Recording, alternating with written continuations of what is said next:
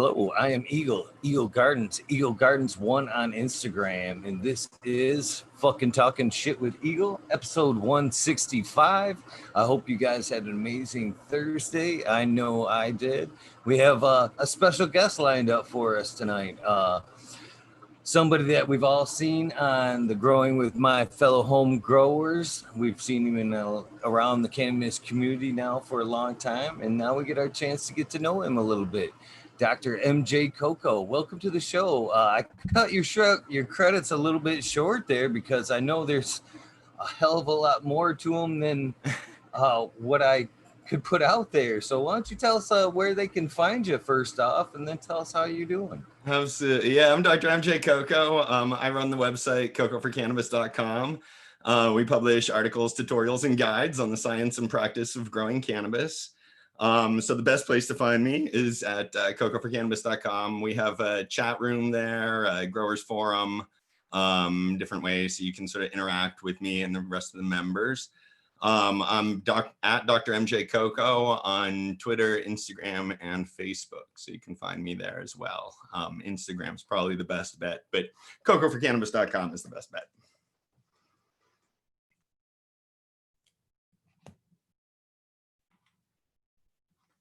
How you doing today? How was your day? First my day was pretty good. It's sort of weird. We're back in the spring semester, or sorry, the fall semester now, and doing online classes. So I had an online Zoom class, and I got to remember who I am when I get back into Zoom now, that I'm not like a professor teaching a class, that I'm fucking talking shit with Eagle. So, I gotta switch hats a little bit. But yeah, it's just the end of week 2 back in the fall semester. It was a nice summer, nice in that I got a lot of stuff done for the website. We made a lot of progress on the Grow Light Guide, and I did a bunch of videos and stuff like that. And now I'm trying to just balance that with teaching again. Without divulging too much, could you give us a rough idea what we might find you teaching if we'd stumbled into one of your classes?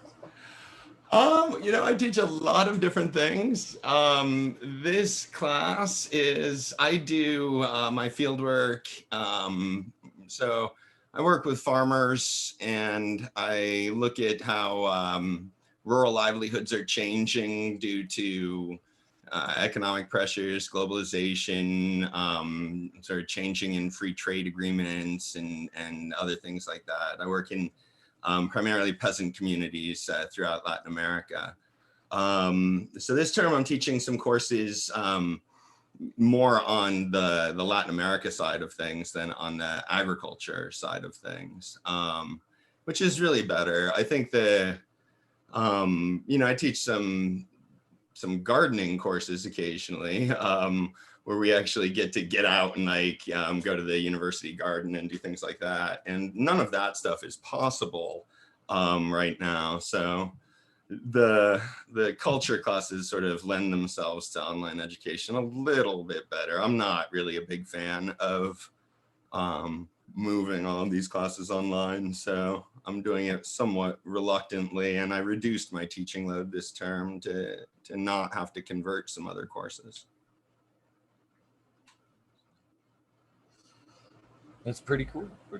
Yeah, I don't really care for the online classes myself, but it's better than no classes at all, that's for sure, and just freezing up the whole educational system. Yeah, I mean, without getting too deep into the politics of that, I just worry that it's not going to go back at a lot of the state schools in particular, and that they're going to realize such cost savings that they won't go back to in-person education, and that will mean that in-person college education is just not available to a large segment of the population that it is available to now, and that would be unfortunate.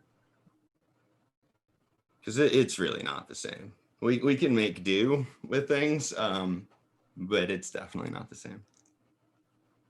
No, it's not the same. And to be honest with you, my youngest, 17, my youngest, by the way, Is Okay.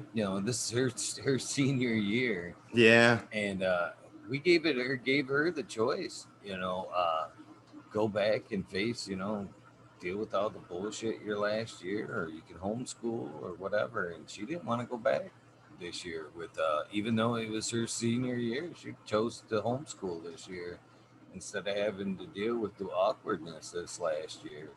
Yep. And kind of really sad. Even last year, as they were finishing up, just the commencements there, what in our town was exactly this. I mean, they had all the students' pictures, uh, kind of like a lawn sign around the drive around there, Yeah. and you kind of drove around. You stopped. They handed your thing pretty much in the car, and you just drove Yep. off. And what a sad way to end your high school years. Yeah, I mean, it's funny. I actually think that when enough time goes by, that will be a really memorable experience. That graduation ceremony is really, a rite of passage, and it's supposed to mark a transition. And this class of 2020, whether they were graduating from high school or college or whatever, they'll always sort of share that connection of having been the like class in quarantine and the class that didn't get their graduation. And I actually think that that will create more sort of across the cohort solidarity in the years to come. They'll have that sort of connection. They'll go to be applying for a job or something, and it'll say that they graduated in 2020, and whoever's interviewing will be like, that was the quarantine years, stuff like that they went through the same experience.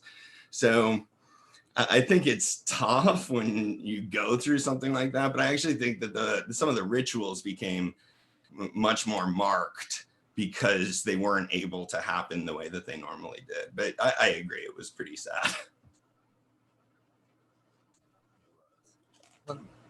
Jump off that, Yeah, we're deep in like another world. Like I wasn't expecting to talk about this. You asked me about my day though, and that's sort of where I came out of. I didn't get a chance to get into my garden as much as I wanted to. I had intentions to transplant my little plants today, and they're gonna have to tough it out another day in their party cups here.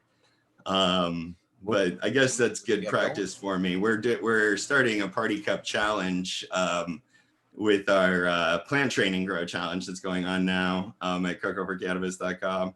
And I'm just about to actually start that seed that's going to spend its whole life in a party cup. I don't normally even go through party cups. I go in little fabric seedling bags, but I went into them now just to get a little bit of practice and preparation for this challenge. And now I'm going a little bit long in them, which I think is just better practice for the challenge. Yeah, that kicks off the first, right? October 1st, isn't it? When it kicks Well, off? we're flipping on October 1st. So if anybody wants to get involved in this, now is definitely the time to sign up for it. Like I said, I haven't even started my party cup seed. And it's part of the plant training grow challenge. So you just register for the plant training grow challenge, but all you have to do is do a party cup if that's all you want to do. And yeah, we're going to try to flip them as close to October 1st as possible. We have a big sort of giveaway that we're doing on October 1st for a Photon Tech X465 watt Pro LED light, a really nice light. I tested the 600 watt version of that a couple of weeks ago. And then the party cup, everybody that's in the party cup is going to have their own sort of prize that we'll do at the end too. Everybody's wanted to do this for a long time, and I've kind of put it off. And now that we're doing it, it's definitely sort of the most exciting part of the grow challenge, I think. And people are getting pretty sort of geared up and modifying their little cups to have good aeration and other things like this. That, to be honest with you, 100% honest with you there, MJ, that was one of the reasons I reached out to you, was 100% respect on that aspect that you were doing this grow challenge, if you will, and helping everybody learn, kind of in the side-by-side techniques, the way you divided it up into, classes or, sub branches there, I thought was very cool. 'Cause I'm Cool. actually doing I'm kicking off. I'm not doing a grow off or a grow challenge. I'm calling mine a grow along. Yeah. Where Yeah, that's what we're I'm just, doing too. I mean, there's not a competitive event in it really. We do things like best journal and best grow me and stuff like that, but we don't do like, biggest yield or those kinds of sort of awards. yeah, and that was just the thing. That's where the respect came up, in my opinion, for you. Was it wasn't another one of these pay to play either events No, where yeah. you were just like opening it up, come join us, come learn. And Yep. that's what it should be about, is, teaching the community free of charge, Yep. whenever possible. I mean, I understand people have to make livings and stuff, but it shouldn't, especially for beginners, they shouldn't have to necessarily reach a little deeper in their pocket just to get going when they've already Yeah, had to no, I buy wanted to everything. certainly avoid the entry fee kind of model for that. And that's really exactly not what it's about. It's about creating the community.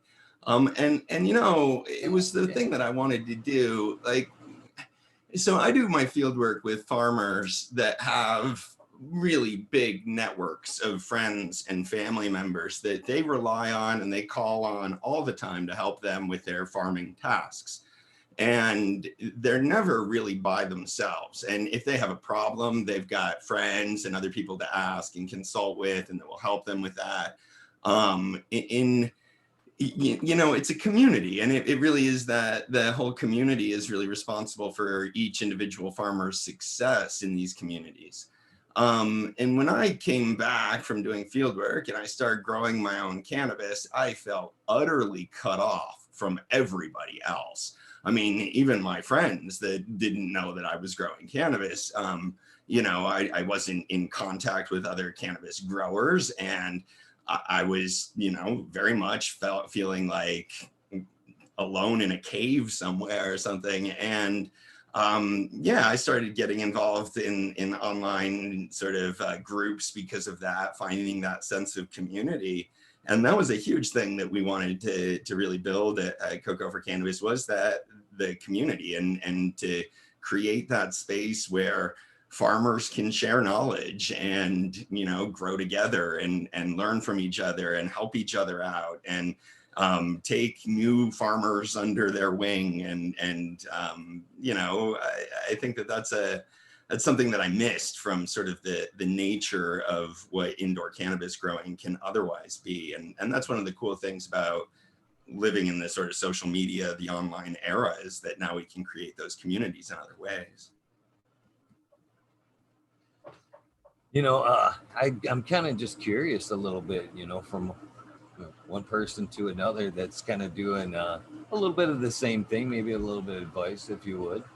Uh, See, and when I did I called mine grow a lawn, mainly because I didn't want to have to, choose a winner. Not that I didn't want to have to, dish out a prize or nothing like that. It was just, man, it's just too hard to call, a winner. And it kind of discouraged. Once you kind of put a prize on it too, I feel like it kind of discourages a little bit some of the beginning entry like people. You know what I mean? From Yeah. participating. That's Well, why we I do kind of let it prizes. go. We just are careful about what we do them for. So we have giveaways that are just drawings that everybody that keeps an updated journal gets to be in on. Oh, And then awesome. it's just a random lottery that gets to decide. So you just have to update your journal and you get entered into the drawing, essentially. And we do like best journal. So whoever does the best job and puts in the most work on their journal, there is a prize for that. But yeah, there's no prize for best plants or best gardener or best grow or best harvest or something like that. No, that's a great solution, to be honest with you, to, as an incentive without Yeah. necessarily calling somebody the best. I like that. I mean, that's very well thought out. Very well Yeah. thought. Well, my favorite Uh, prize, we have a prize for best grow me, which is just the community member that's the most supportive and that's always sort of commenting on everybody else's journals, and that's always there trying to help each other out. And that's exactly what we're trying to promote, right? That's the thing. We don't want to, I mean, this comes from a lot of my graduate work studying these farming communities, understanding how cooperation, how patterns of collaboration are maintained, and putting people into competition, into direct competition, needs to be very, very carefully managed if you want to sort of maintain a collaborative framework. Humans are very good at being collaborative. We're also very good at being competitive. And we can flip kind of back and forth between one or the other. And you can do something, if I say do this competitively, and you'll do it competitively, and you'll be kind of trying to beat everybody else. And if we say do it collaboratively, you try to help everybody else, and you have just as much fun sort of doing it either way. So one builds community and the other can often kind of tear it apart. So we try to really promote those forms of collaboration where people are encouraged to get along and support each other's success. Yeah, it sounds like a great community you're building over there. That's for sure. Well, how long have you had the website and everything going up over there? You know, I'm going to get in trouble for saying this because I passed our birthday this week without saying anything about it. And I'm going to have to kind of catch up. But our birthday is September 1st, our sort of founding, when CocoForCannabis.com went really live in anything like its current shape. And we just turned 2. So the website is only 2 years old. The website came out of writing the book, Coco for Cannabis, which was published back in the summer of 2018.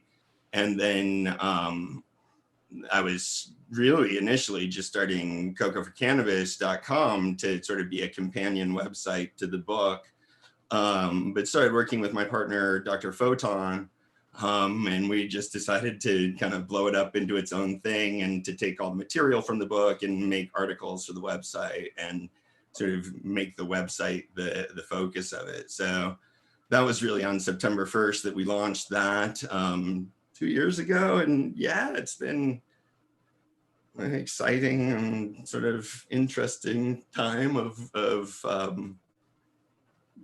growth and building a community and learning a bunch of things and trying to stay up with everything. But it's been a lot of fun. I'm really glad that this is a project I've gotten into. Yeah, I'm excited for it too. I mean, anything about teaching the the community how to grow and just basically getting the plant going. Yeah. It's such a life changer. Once you can use the plant recreationally your whole life, but once you start cultivating that plant, man, it changes your whole concept about the plant and a lot of life almost. I mean, you do look at things a little bit differently once you've had that garden going for a while, uh, without a doubt. Yeah. Yeah, and I think that having that community is great, whether you need the help or whether you don't. I think it's great for experienced growers to have an opportunity to mentor younger growers and to sort of pass along their accumulated knowledge and all of that as well. These are things that are actually sort of fulfilling in life that we often don't really appreciate or take enough time to pursue them. And that's one of the things that I've really sort of fallen in love with the cannabis community is the enthusiasm that everybody has for it. That enthusiasm really carries over into sort of creating the sort of community values, and people are willing to sort of work for that. And people are interested in helping each other out and following up with people that have problems because they actually want to be helpful in those situations. So I think the enthusiasm is really kind of something special, and I enjoy working with that. The enthusiasm of new growers too. Like every new grower that comes into the chat room or the forum, and they're so excited to be growing plants, and it's it's like looking at a young couple in love or something. It just gives you this like positive feeling, you know, and it's like, yeah, that's cool. That's an awesome feeling. I want to help you sort of grow that awesome feeling. Yeah, that's a good description of it right there too. Is that bright-eyed bushy tail? I see it all the time, and Yeah. you're right. It's a great feeling to see somebody Yeah. just so And yeah. fired up about it. And to be able to help them to have a really successful harvest is a lot of fun, and to have people coming back and, you know, thanking for the advice and all of this, and they're on their first harvest and they're showing these awesome buds and all of this. So that's fun. It's certainly its own reward. And it's funny because I get out and I see a lot of people. I meet a lot of people in the community, and I've seen a lot of them firsthand. Misty's Nugs here in chat, Red Eye Rustler, Modern Genetics, just to name a few. Some more experience than others, but what I'm getting at is here is I've seen the progression from these people, from shows like yourself and information from people like yourself teaching people how to grow, how quickly their grows have progressed. Yeah. And it's we're lucky to have people like yourselves in the community spreading around some great information for sure. Thank you. I appreciate that. Yeah, and you know, and it's exciting time, I think, in the cannabis community. It's you know, when I was first coming up, none of this was really even imaginable, that we would be able to sort of set up a website and teach other people how to grow cannabis. I would have been arrested for that kind of thing, you know. I mean, it's a fun time to be sort of riding this green wave as it comes through, and there's a lot of pros and cons, I think, that are coming along with that, but it's still cool. I'm enjoying the freedom to be able to do these things these days. I understand there's some reasons to keep some stuff private, but I feel like I've come to realize doing this show that people tend to rally around people that they know a little bit more and feel closer to. Yeah. You know what I'm saying? Yeah. So, with that being said, can you tell us a little bit about your cannabis journey? When you got started, can something like that share a little bit?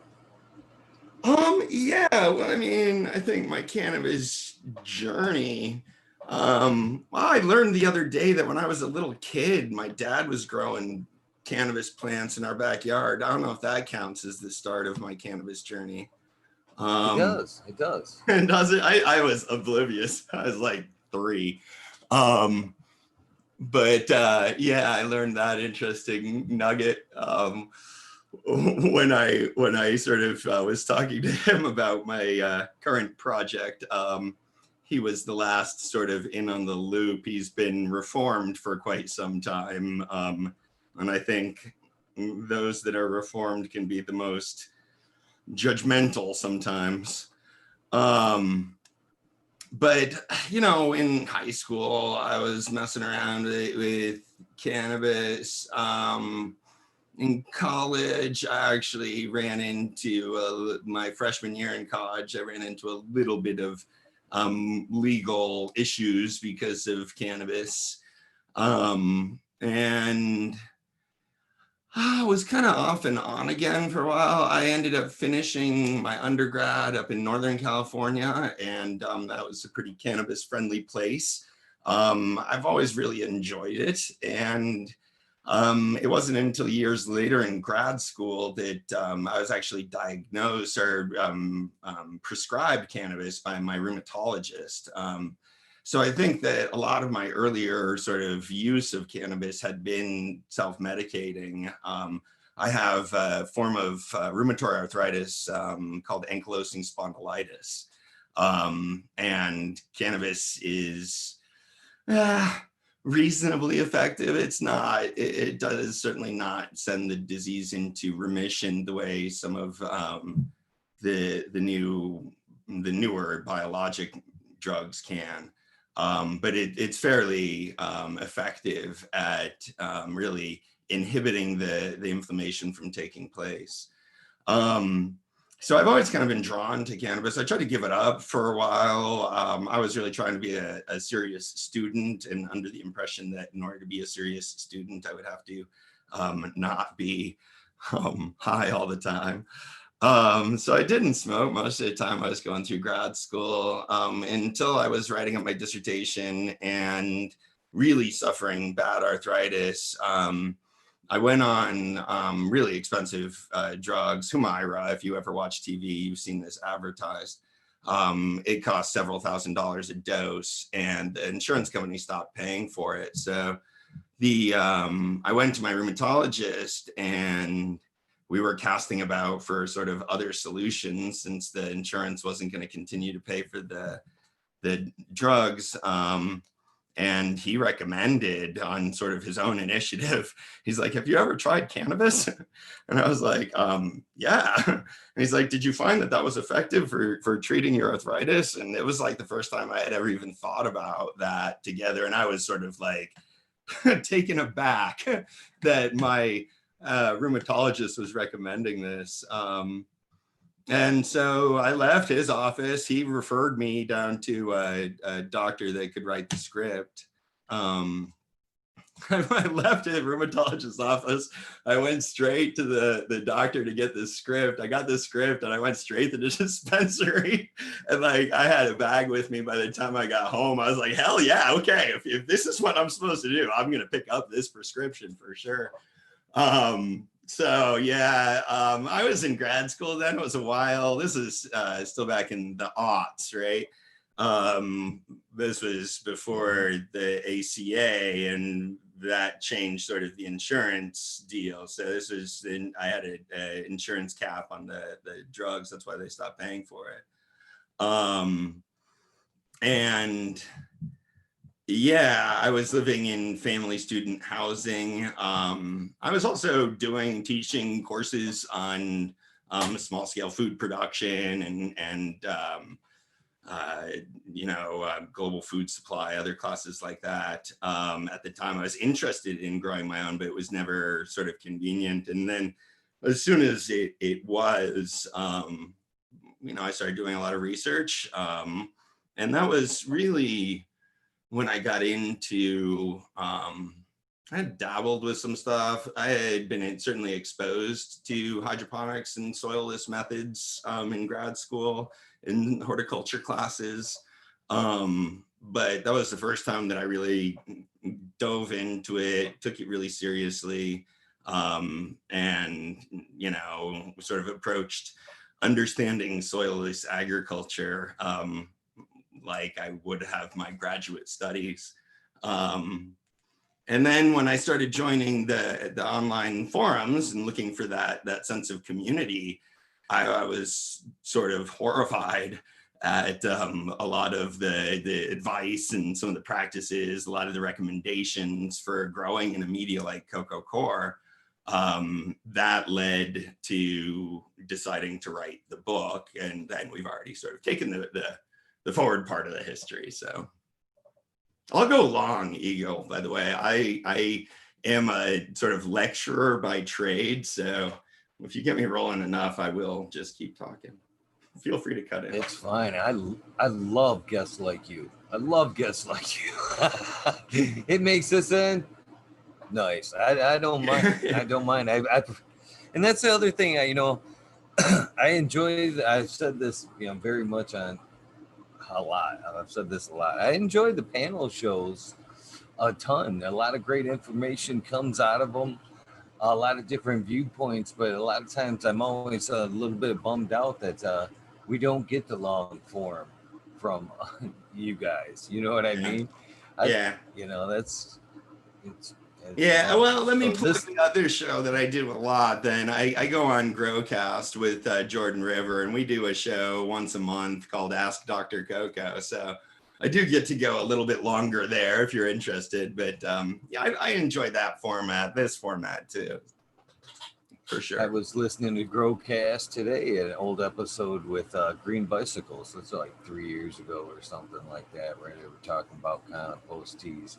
But I am a fast fan of the Growcast. I do listen over there. Cool. So, Cool. Yeah, Jordan's been a good partner, and um, I've thought about doing my own podcast. It's just easier to go on other people's podcasts than it is to actually do my own, I think. Um, and I think it's probably something I'll eventually try to take on. I just feel like I always take on maybe 2 projects more than I can actually um, pull off. And that means that I'm always running behind on like everything that I try to do. So I'm trying to keep things more in balance. But yeah, it's been nice to have that and to go on there regularly with them. So I've enjoyed it. And of course, the weekly show, the Sunday Growing with My Fellow Growers show, um, becomes, yeah, it's a routine at this point. It's part of my weekly schedule. I would miss it. so can you tell me a little bit about that first time that you actually grew for yourself? Yeah, I'm sure. I got clones from a local clone dispensary. I bought a little blurple light. Lighting was an area of indoor horticulture that I didn't become more sort of adept to until later on in this process. So, my background at that point was really much more farmers, like peasant agriculture, so small scale staple crop agriculture primarily.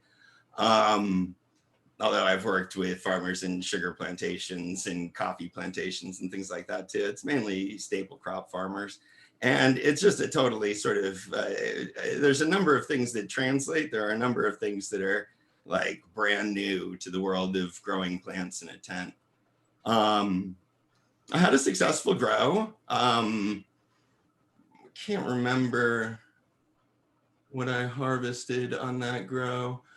There was actually a plant before that. There was a bag seed plant that I think was really, I guess, the first sort of kick in the pants to get growing and made me realize that I could. That plant did not do so well, though. We weren't prepared to handle that plant. We didn't have a tent for that plant. We didn't have a light for that plant.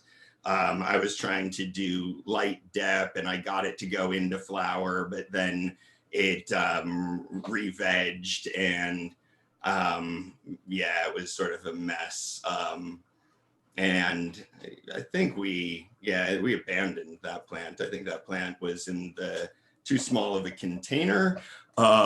We tried to do a transplant and then shock the plant. And I think actually, probably a number of situations that listeners can relate to. But going through that, I was like, all right, I want to do this sort of properly. And then I started that grow I'm talking about, where I went to dispensary, I got the clones, I did a bunch of research into growing in cocoa, the science of soilless horticulture, developed the sort of protocol that I was going to follow, and took sort of copious detailed notes. My wife always reminds me when we're talking about Coco for Cannabis of seeing me sort of standing, reading, taking all my readings and taking all my notes. And she's like, I knew you were going to do something with this when I saw you, like how seriously you were taking it that night. So those plants were successful. It was sort of towards the end of that grow that I started dabbling around with different online communities. And that second grow that I started sort of as I was harvesting those plants was the first grow that I ever did like a grow journal for, sort of really tried to document.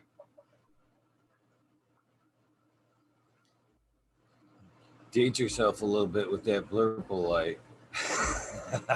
Oh, well, people are still using blurple light. People are still buying blurple lights now. People send me emails asking if some of these other lights that I've been testing are really better than their current blurple light. And yeah, no, there's still blurples out in the world for sure. For sure. For sure. Yeah. I mean, yeah. And there's people buying them. So I think as long as there's people buying them, there will be people selling them. But the full spectrum LEDs and much higher efficiency LEDs are coming so far down in price so quickly that there's not. I mean, I don't know. They're probably going to get squeezed out just by price competition at some point. I'm about to test a light that has a Meanwell driver and Samsung LM301B chips and costs like $120. So when that's going on in the sort of mass-produced market, I don't think those significantly lower efficiency blurples will have much future in this, other than people don't understand lighting. So that's been one of our latest sort of my biggest current project is that whole grow light guide. And that's really been something I've just been getting into with passion in the last more than a year. You know, my partner, Dr. Photon, that's really his area of expertise. And I've been hanging around with him for years now. But to really sort of dive in, to explain all these concepts, to put together the testing protocol, to think about the data that we really want as growers to evaluate lights. That's been and I'm really enjoying sort of the physics of it. I'm trying to winding you back. Sort of keeping up with chat here. Thanks for coming, chatters, by the way. I was doing a terrible job of keeping up with chat for a while, but I've got you open now. So rewinding you back a little bit to the beginning experiences. So what type of nutrients are you using there? I mean, what exactly used, size of grow are we like looking at? You know what I mean? If we were to peek in. Oh, I just downsized too. So I do a pretty small grow up. I ran a 4x4 tent for years. And I have been overproducing. And I wanted to reclaim a little bit of room in my office. So I downsized, and this grow I'm growing out in a 4x2 tent.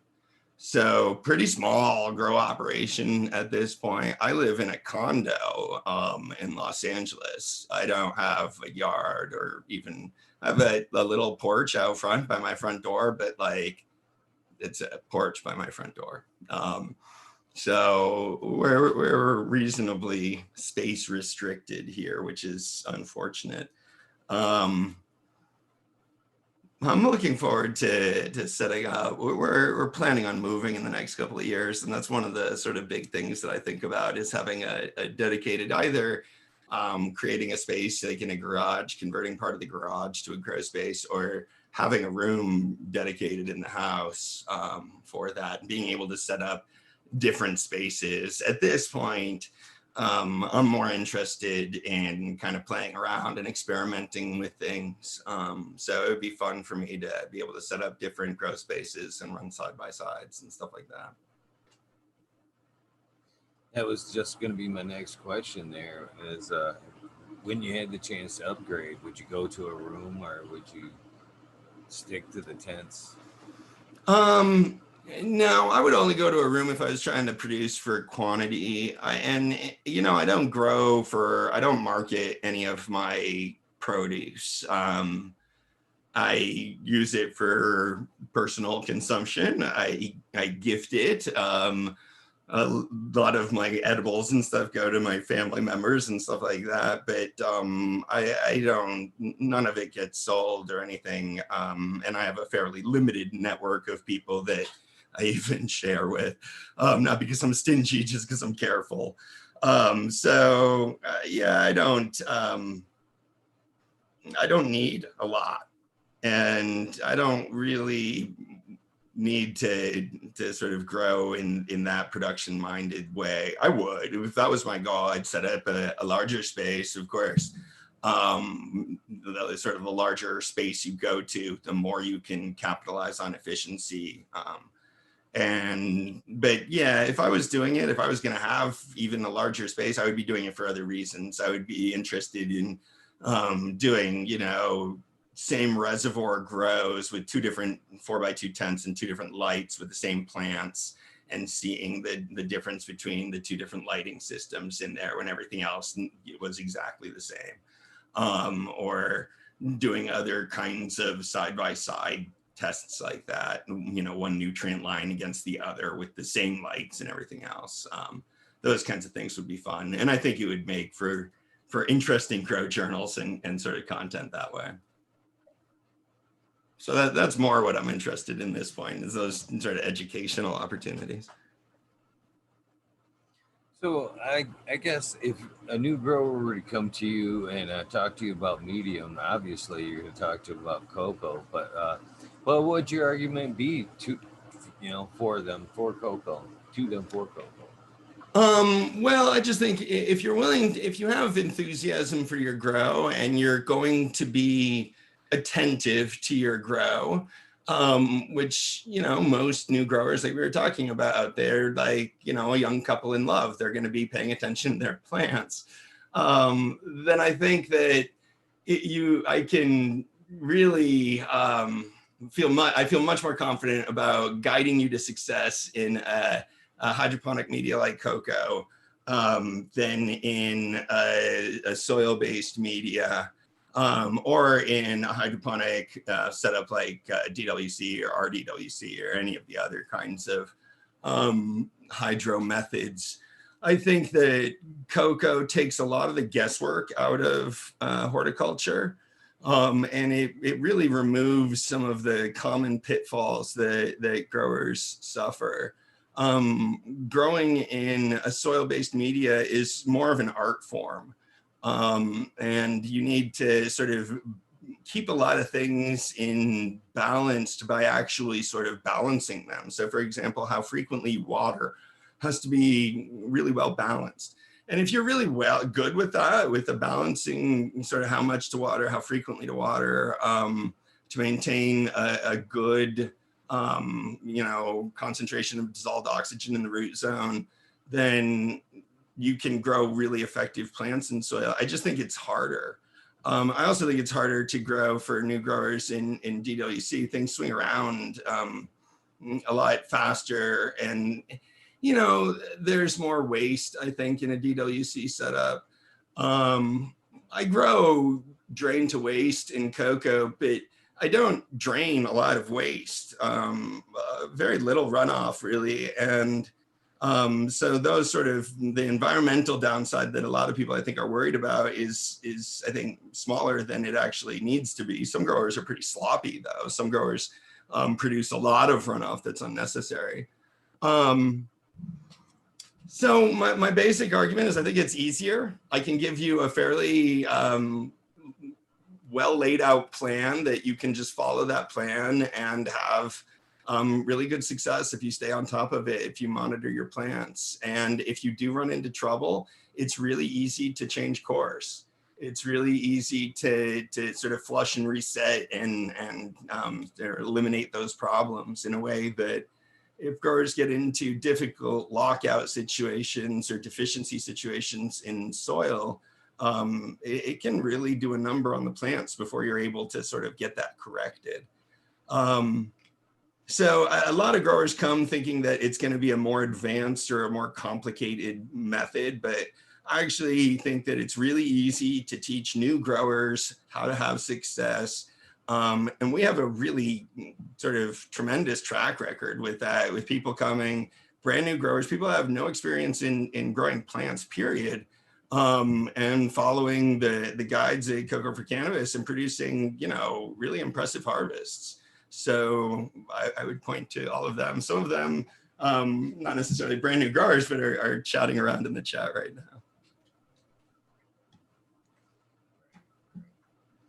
So what would you say to the some of them organic growers that say that you can't get the same benefits out of cocoa as far as bringing out terps and stuff like that out of the root zone? Well, I would say that that's sort of far more anecdotal and circumstantial than any real science behind supporting some of those claims. There are differences, I think, and there are perceptible differences between the same plant grown in different media. But I think that if you do the test properly, people won't be able to reliably tell you which bud is organic and which bud is not. The bias that plays into this is so strong. And, you know, we could get into sort of how companies do product marketing and product evaluation research, but you have to do a double-blind test in order to effectively gauge if there's a difference in perceptive appeal of two different things. And I don't think that that's what people are doing. So we allow our pre-analytic vision of things to affect our experiences of them. And that's just sort of the way that human cognition and experience works. But yeah, I don't think that there's a lot of science to back up the claim that certain terpenes can only be expressed in an organic grow, or that other things are necessarily different. I grant you that most growers do experience a difference, and there's going to be differences between plants, sort of period. So it's tough to exactly control that. But there's also personal preference stuff. I don't try to convince any organic growers to like give up organics and to come over to sort of grow in my style. I think there's certainly arguments to be had for organic styles of cultivation. I think that some of them certainly take more experience. Some of them are pretty easy, and new growers can pick them up if they follow good advice and they follow a good guide. And I like cocoa. I think cocoa is a really good media for growing indoor cannabis. I think that it can be more environmentally friendly than an organic soil grow, but I am not interested in trying to sort of proselytize to people. If you're interested in growing in cocoa, I'll certainly be interested in sort of helping you be successful in it, though. Yeah. What kind of consistency do you prefer your cocoa? I'm just out of curiosity. I'm a cocoa grower myself, so Okay. you're just kind of preaching to the choir here. Yeah. Okay, good. Yeah, you know, more fibrous is best. The fibers and the peat kind of do different things. So the peat is more the powdery material. The peat holds on to water at a higher percentage than the fibers will. It's important to have both, but if you have too much peat, you will hold on to too much water, and that can inhibit really, it's really not what I want. I want to be replacing the water. So I want the water to run kind of through the media with each fertigation event. I want sort of one fertigation event to push the next one down, to push the next one down, and to all sort of like that water to work its way through the strata in the pot. Sort of toss myself. This is why we don't smoke before I come on podcasts. Totally lost that train of thought, Eagle. It's just gone. It's perfect. We're talking about It was like the chugging along, and consistency. it turned into a ghost train. You have that experience where your train of thought turns into a ghost train, and you still have the sentence you're saying, but you can't now know what happened in the front of the train. You don't know where the sentence is going, and you get to the end, and you're like, you were hoping it was going to come to you by the time you got to that point, but it never did, and you run out of track. Well, I enjoy it. Me myself. I'm kind of interested to pick your mind on the Coco that I'm running. I'm running Okay. Oh yeah, we are talking about the percentage almost. of peat and fiber, and yeah. Okay. So Well, what was your question? I'm actually running. It's next to wood chips. I mean, it's super Yeah. airy. I would say it's probably 60, 70% like chips and like Yep. only like a 30% like fine cocoa. So that's the Uh, far other end. That's like the least processed core. So the products basically range from chips, what you're referring to as chips, and then they have fiber, and then they have peat. So the chips are like chunks of the husk of the coconut. You can start peeling it apart into the fibers, right? If you kind of got it wet, you could work it out into the various fibers. um yeah, you want to have some of that too. You can have a lot of it if you sort of want to run that style. I would do a higher frequency. There's going to be less root space is one of the other issues with that, and I don't like to put really large containers, but it's certainly better than running it the other way in like an all peat or in a heavily peat based media. You're not going to have excessive water retention in that. The chunks will retain water, but they don't sort of, you know, create root space. That's probably the biggest drawback of having too much. um, they also make this stuff like they comes like a bird's nest. Have you seen that stuff? The no, I bird's nest haven't. Tell me cocoa. about it. No, no. So That's this like is all fibers, and I've seen people try to grow in that stuff. It's like just the fiber. It really looks like a bird nest material or whatever, all just stringy stuff. That's probably the most difficult to sort of grow in. You need to water that almost constantly. It just doesn't retain enough of the water. So how so. frequently do you fertigate? What are you running? What's the story? I'm curious now about you. I'm running 10-gallon pots, chunky cocoa, watering once a day with about a 25% uh, runoff. You know, it Okay. sucks it up. It goes through so fast, but it sucks it up. I really think it's, you know, as far as that goes, it's such an airy system. I compare it to, you know, a hydroponic system because it's so Yeah. airy. And Yeah, but yeah. I And I imagine you don't have yeah, any, you're just using the chips. There's no other amendments or perlite or anything else. no, no, no. I Yeah, you I don't need it. reuse the old Coco a little bit because it's broken down, and that's the finer stuff. That's about the 30% that I'm referring to of the more broken down material that Yeah. holds the water for me. Yeah, so that's an interesting process. As you use that stuff and as it continues to break down, you'll run into sort of more and more issues with cation exchange, with calcium in particular, but also magnesium issues, maybe even iron issues.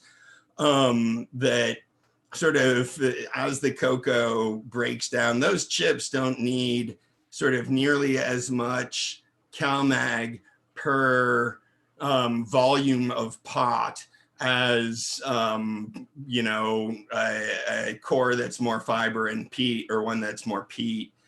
Just because the surface area to volume ratio is so much less when you have chips that are big. They have less surface area to the amount of volume that they have. So there's less sort of cation sites to buffer. As that breaks down and exposes more surface area, it can sort of suck up more of the CalMag. So I'm curious, if you are reusing your cocoa like that, have you had that experience where it becomes sort of more problematic with CalMag on later grows than on earlier grows? No, not so much. Not so much. I tend to really flush out, good towards the end there. Good solid 2 weeks of flush there. And I don't run it consistently. I'm watching as I go the runs, and I judge when I pull it when I'm hardest at the plant. And I open up that pot and I start breaking it apart. If it's too broken down, it got too broken down that run. I just kind of chuck it to the side because I'm not a Yeah. fan of the real fine cocoa. Once it gets to a point where it's not real airy, I just don't like working with it anymore. Yeah, I totally agree with you. The finest dust, I always try to rinse it out. It's one of my YouTube videos is me in my bathtub rinsing. Actually, two of my YouTube videos are me in my bathtub rinsing. Not actually me in my bathtub. The cocoa's in the bathtub, rinsing it out, getting rid of the peat. So in between runs, if I'm going to recycle the cocoa, I rinse it in a colander to get rid of the dust and maintain just the fibers and the perlite. But I've been running it now for about 5 years. It's been a pretty decent system. Not to, you know, Yeah, I think, yeah. And once you get on that, but you're hand watering once a day. yeah, I'm hand watering once a Yeah, so day. that would be the thing that I mean, that's your area of gain. I would suggest would be to go to smaller pots and higher frequency fertigation would really lead to more rapid growth and potentially even better flower development in mid and late bloom. Um, but cocoa, especially, yeah, I would. You're in huge containers. That you're in 10-gallon pots. Yeah. But I Yeah, think so you're that right. that I've got these that three saves five you air on one pots. side of it. The the tank side, they're like a plastic. They almost look like a tank tire. They got the cones that go in and out.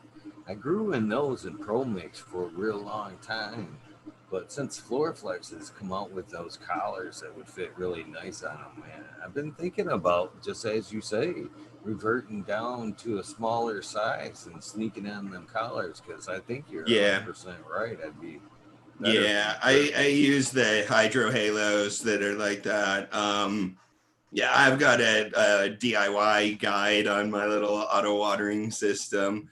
It is, and not even, what do you do about the drainage? Because I don't even think the auto watering system is the biggest labor saver, although they sort of definitely work together. It's the automatic drainage system, which is the thing that just changes your life as a cocoa grower. How do you handle Yeah. runoff? I don't. I don't. I just let it suck right back up because it Oh, goes through wow. so fast. Yeah, it goes through so fast that Well, if then I, you're not actually an getting hour or 25% so, runoff. no, it's sucking it back up within an hour. It's So, flowing right yeah, through so I that wouldn't pot and recommend then it's that. I mean, drinking it it sounds right like you're back probably up. having good success with it, but the purpose of that runoff water, the reason we want to give it that extra amount of water is that the salts, when water is either sucked up by the plant or evaporates out of the media, it leaves behind the nutrient salts. The plant often will, for example, be able to suck water out of a plant much faster than it uptakes the nutrients. That increases the salinity, that increases sort of the salts. And when you put fresh water into that, those salts will dissolve into that water and then get flushed out into the saucer or whatever. So I always recommend to empty out that saucer immediately, and to not let the pot sit in the runoff water, or not to let it reabsorb. Because if it reabsorbs, then there's nothing that's removing the excess salts from the system. Now, if you're able to fertilize perfectly, if you're able to only give exactly sort of what the plants can need, then that won't be a problem. The issue is we're never able to sort of fertilize exactly perfectly. And there's always going to be some degree of buildup. Well, there usually is, at least. It's hard to avoid. And that runoff just keeps that system running in place. but you know, I also certainly appreciate the advice that if it ain't broke, don't fix it. So what kind of, can you tell me your preferred training method for veg? I mean, how do you Yeah, like to grow up your girls? I like to mainline plants. I also am known to do the modification we call a manifold. But yeah, I like multiple topping the plant. I love the way that that distributes the dominance in the plant, and it's sort of fun to do. So it's been quite a while since I've really actually tried to grow plants in a different style of training, at least on purpose. Some of them sort of end up that way. But yeah, I do a mainline with all of my photoperiod plants. Grow them out to 6, top them back to the 3rd. Take the lower, so only the tips on the 3rd node grow out. Those 2 grow out past their 3rd node, and I top them again. For a mainline, I would just leave the ones at the end. For a manifold, I leave the ones on the first tip too. And yeah, that's what I'm doing right now. I'm about to. I got 2 little seedlings that are the 5th node is starting to show up, so they're not too far away from their first topping. Those are my plant training grow challenge plants. They'll be flipped on October 1st, which is gonna be a while from now. So I got lots and lots of time to train these plants from where they're growing really fast. So fortunately, I only have 2, and I can put the party cup plant in another space if I have to. I have 2 plants in a 4x2 tent, and I should be able to make them fit. So, have you ever been able to step outside and grow outdoors?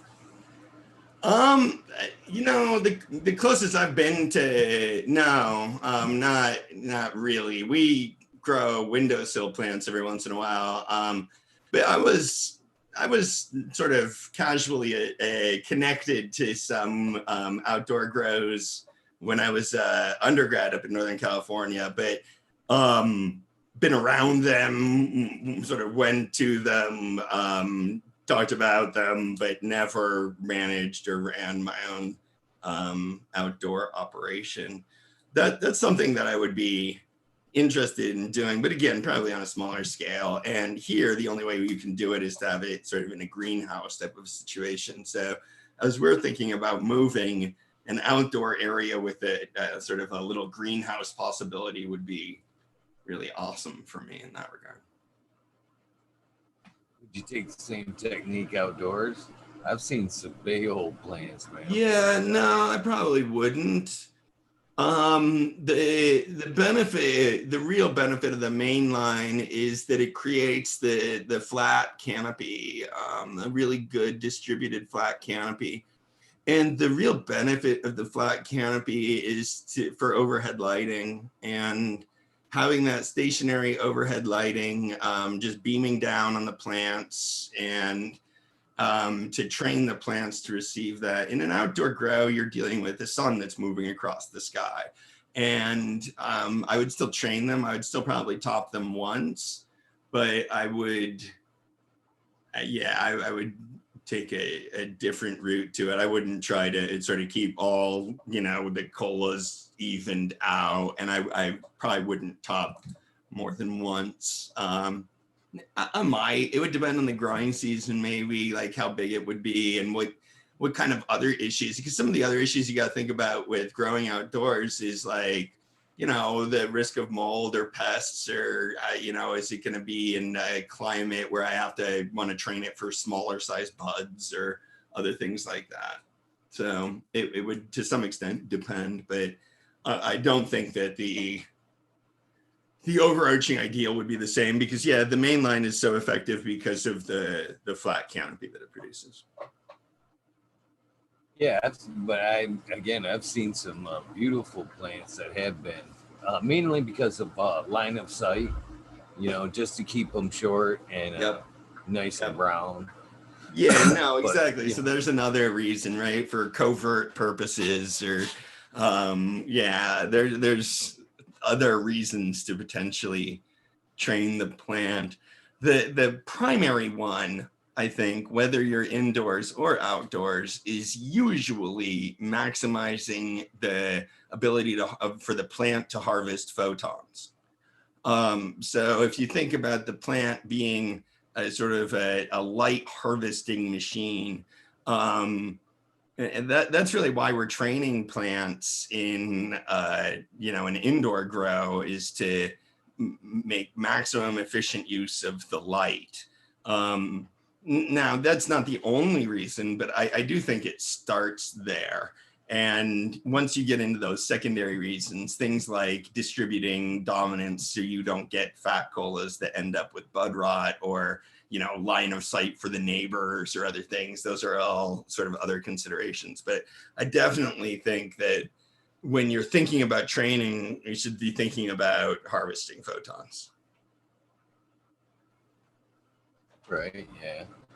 Again, it could be an instance where it was just, you know, low numbers and you just want the biggest yield possible for Yeah. one, I think. Yeah, right. There's other legal restrictions that could come out for sure. And that might encourage you to train those wider.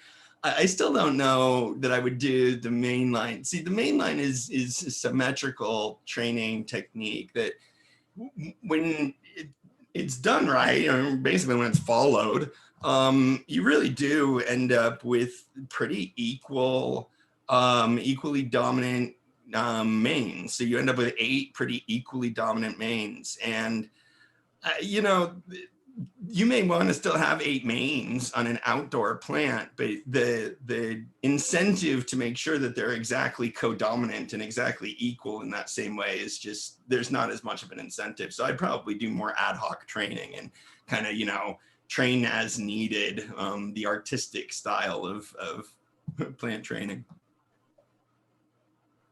As the mainline thing is really the sort of formulaic style of plant training. I've got guides for mainline training and for manifold training, and it's a step 1, 2, 3, 4, 5, 6, 7 type of a thing. And when your plant gets to this point, do this, and then when your plant gets to this step, do this, and the plants end up all looking very similar.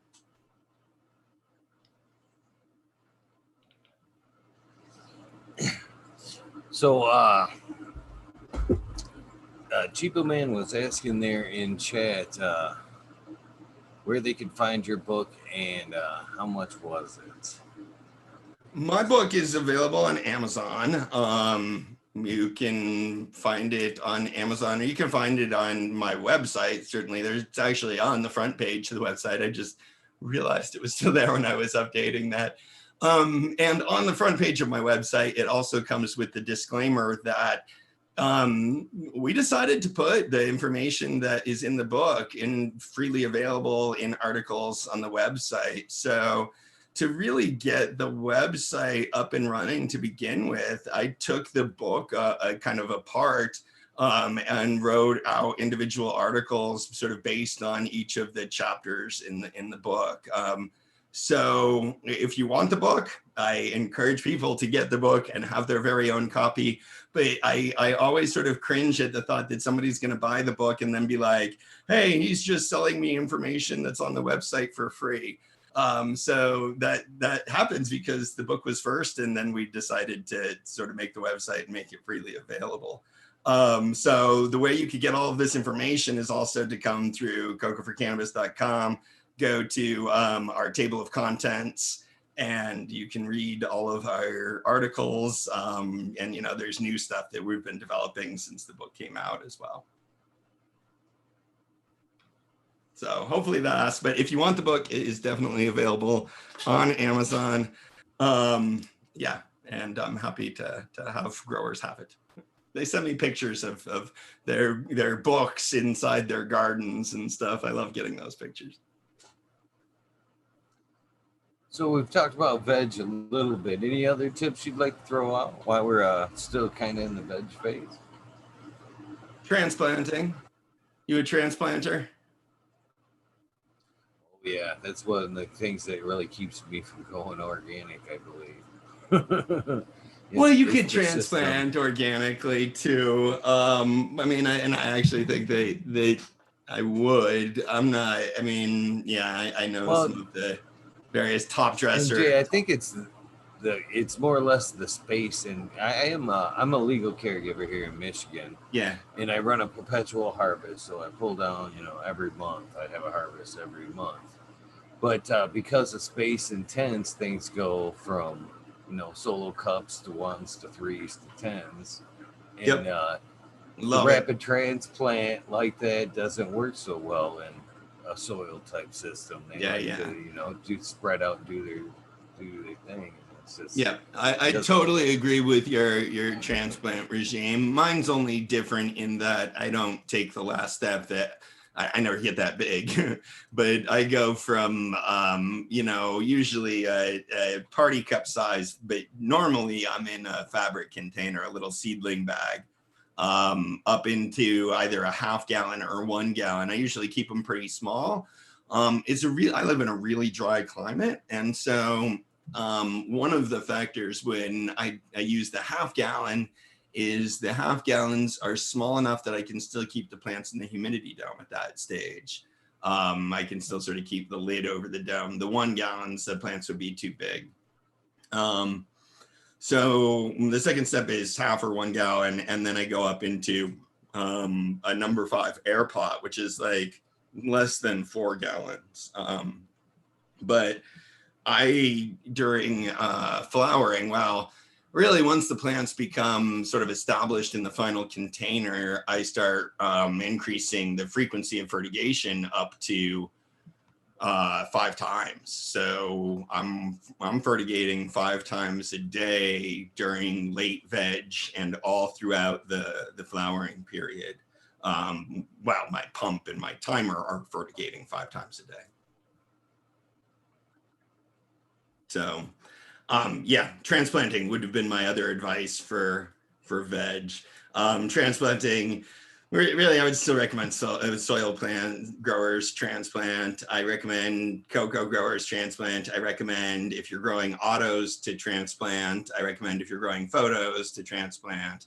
I think that we practice a transplant strategy to make plants grow faster and to grow better root zone, better root mass.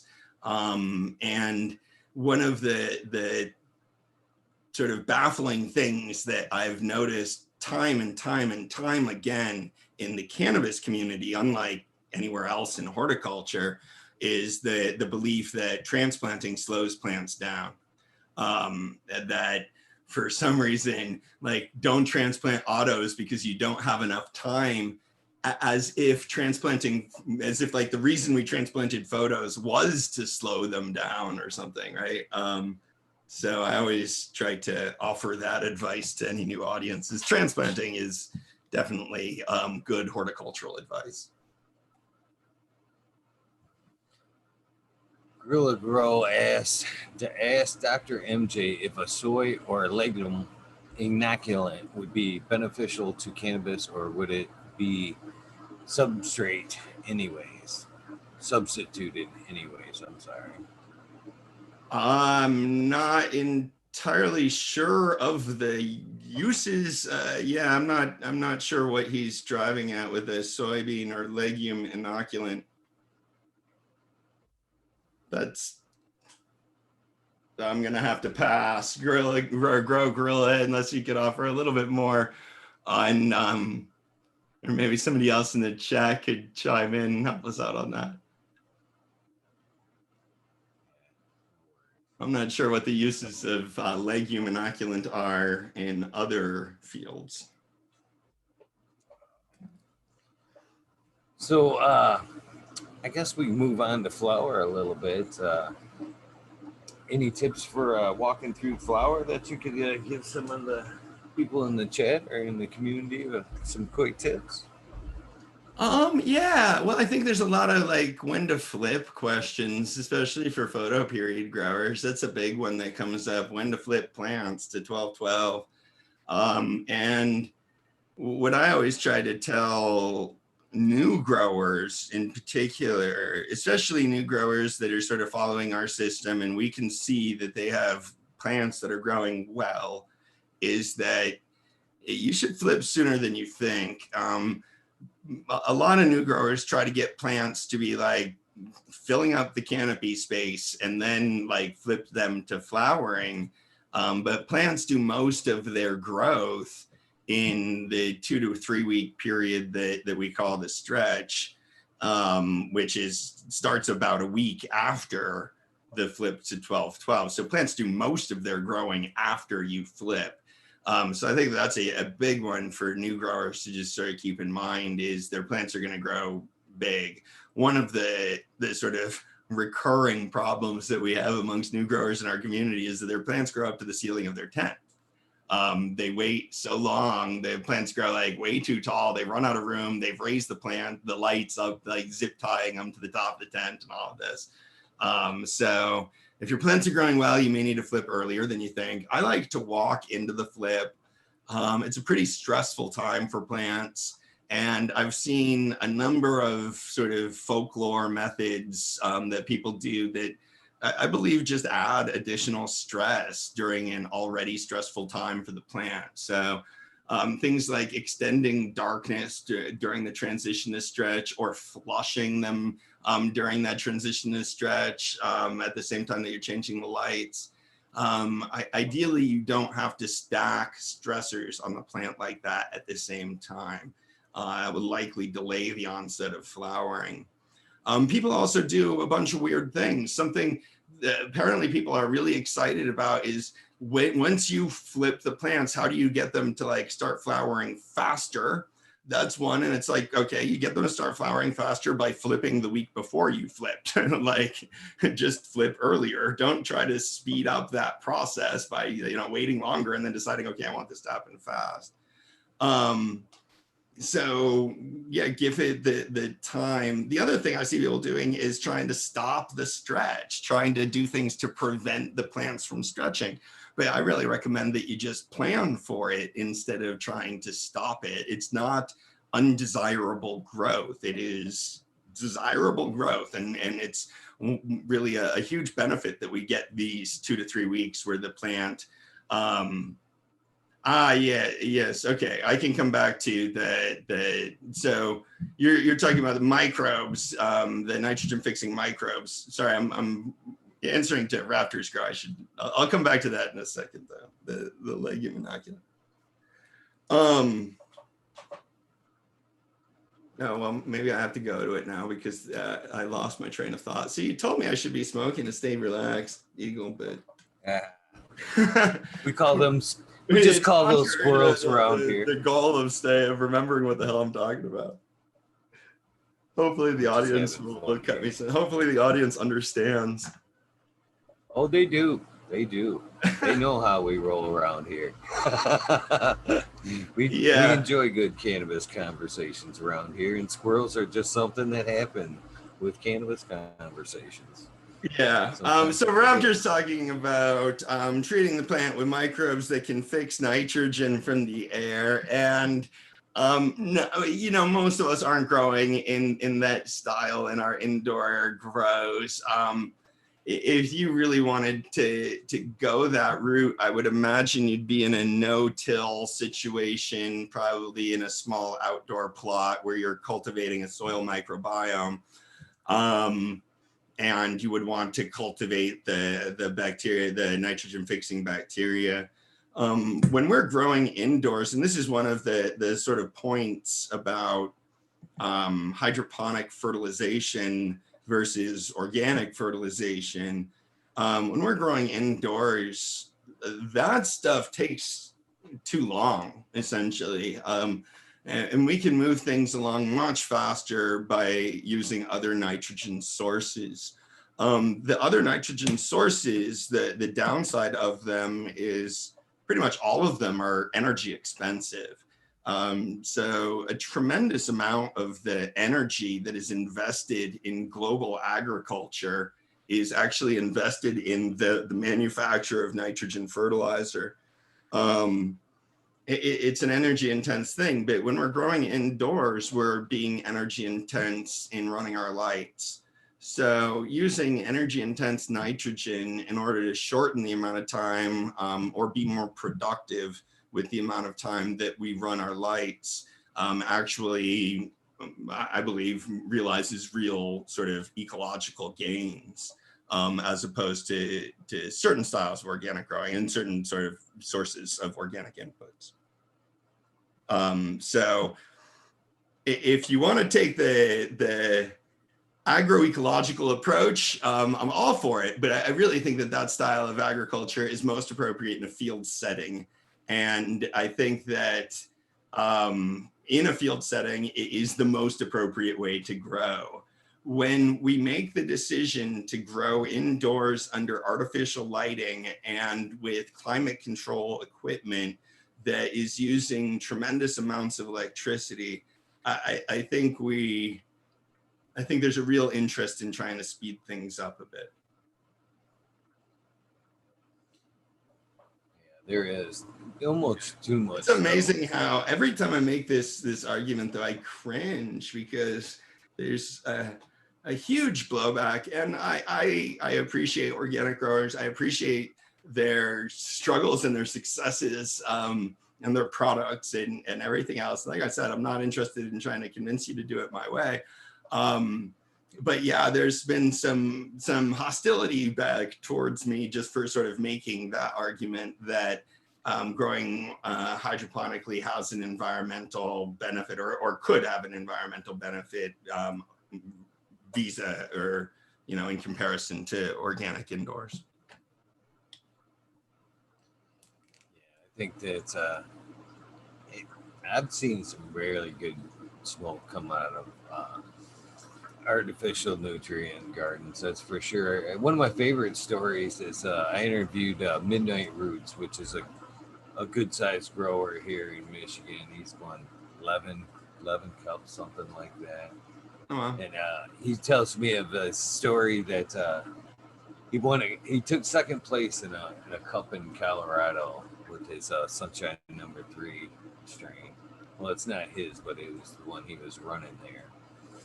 And almost everybody he was there running against was organic. He said the mood all day was just organic. Everybody you bumped into, organic.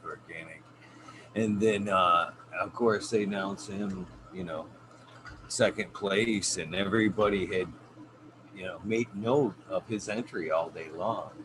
Yeah. And then after he won the award, and everybody's asking him of his process, and he's like, "Yeah, I'm salts. Yeah. I'm running salts," and everybody was just like, after enjoying the smoke all day long, they were just kind of scoffed at that.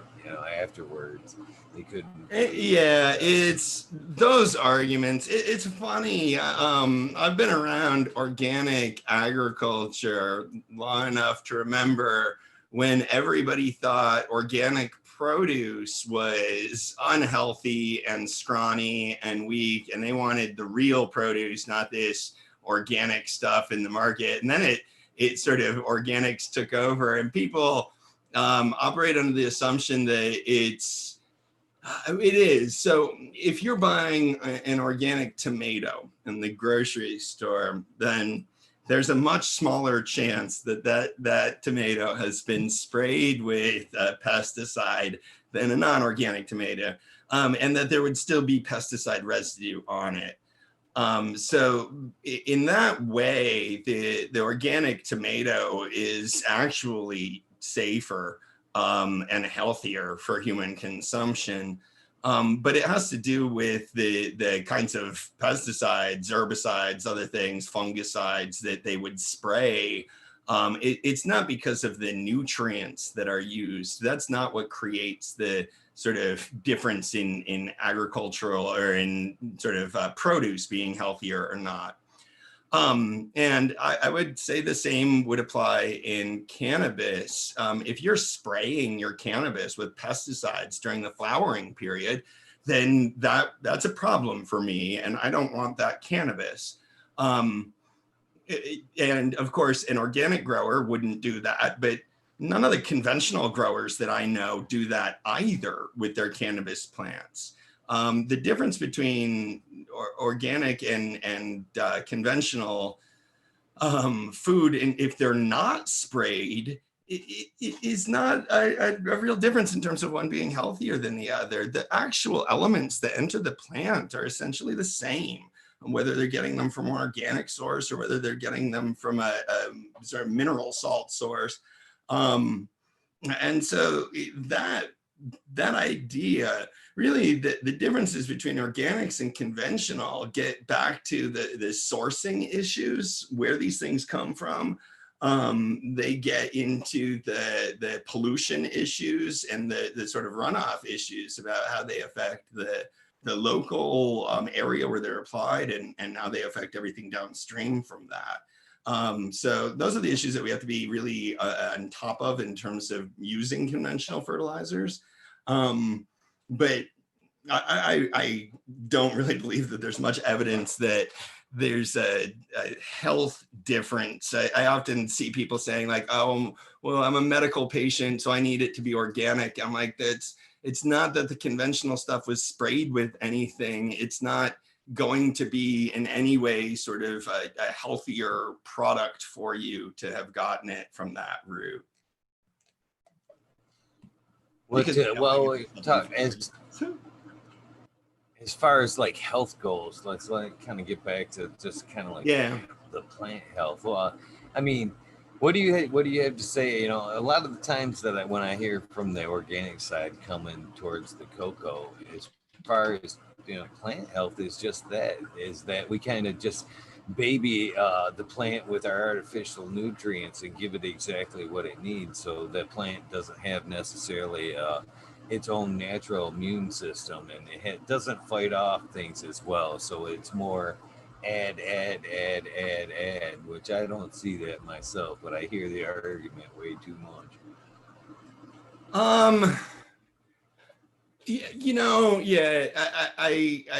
We're doing something different in an indoor grow where we're growing container plants that take about 3 months or maybe a little bit longer than 3 months. This is different. We're not worried about the same issues with long-term field fertility and soil fertility and other things that are real concerns with using nitrogen-based fertilizers in field agriculture. We don't really have the same concern, so I would push back on that. There are some things that you can do to stress the plant that will make the plant a little bit that have an impact on the plant. Some of those things may have a positive impact on the plant. Some of them may be a negative impact on the plant. But I am certainly willing to sort of understand and agree that certain forms of stress, in particular, some of the work that plants need to put in order to get certain nutrients, though, I don't think that in an organic setting, it's hard for me to imagine how that leads to the kinds of benefits that the faithful profess. So the best explanation of the experience is essentially the placebo effect, the expectation effect.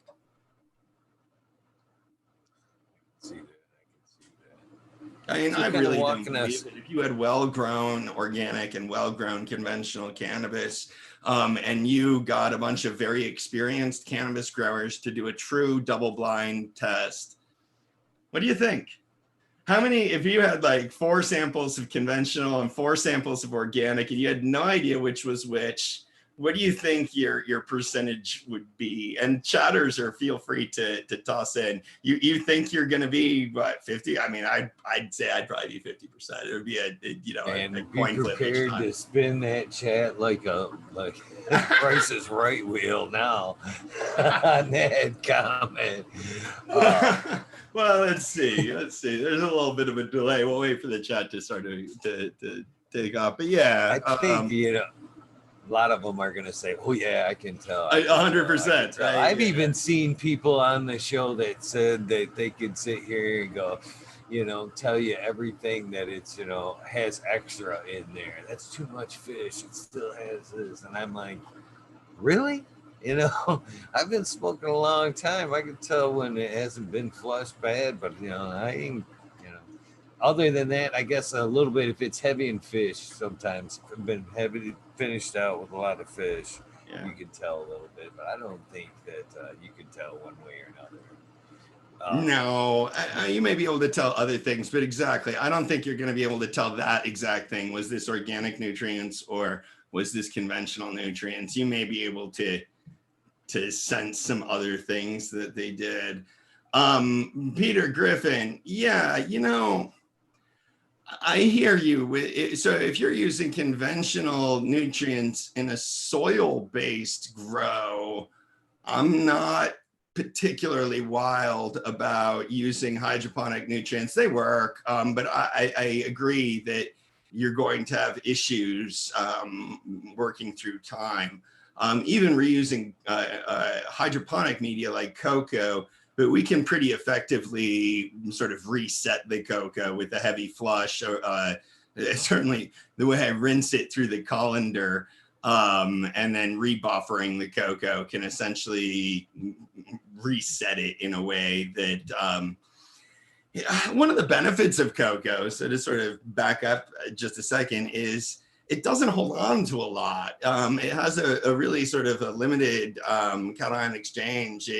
It enjoys the presence of calcium and magnesium, but it doesn't interact with a lot of other nutrients in the water. And for that reason, it's pretty easy to sort of flush and reset.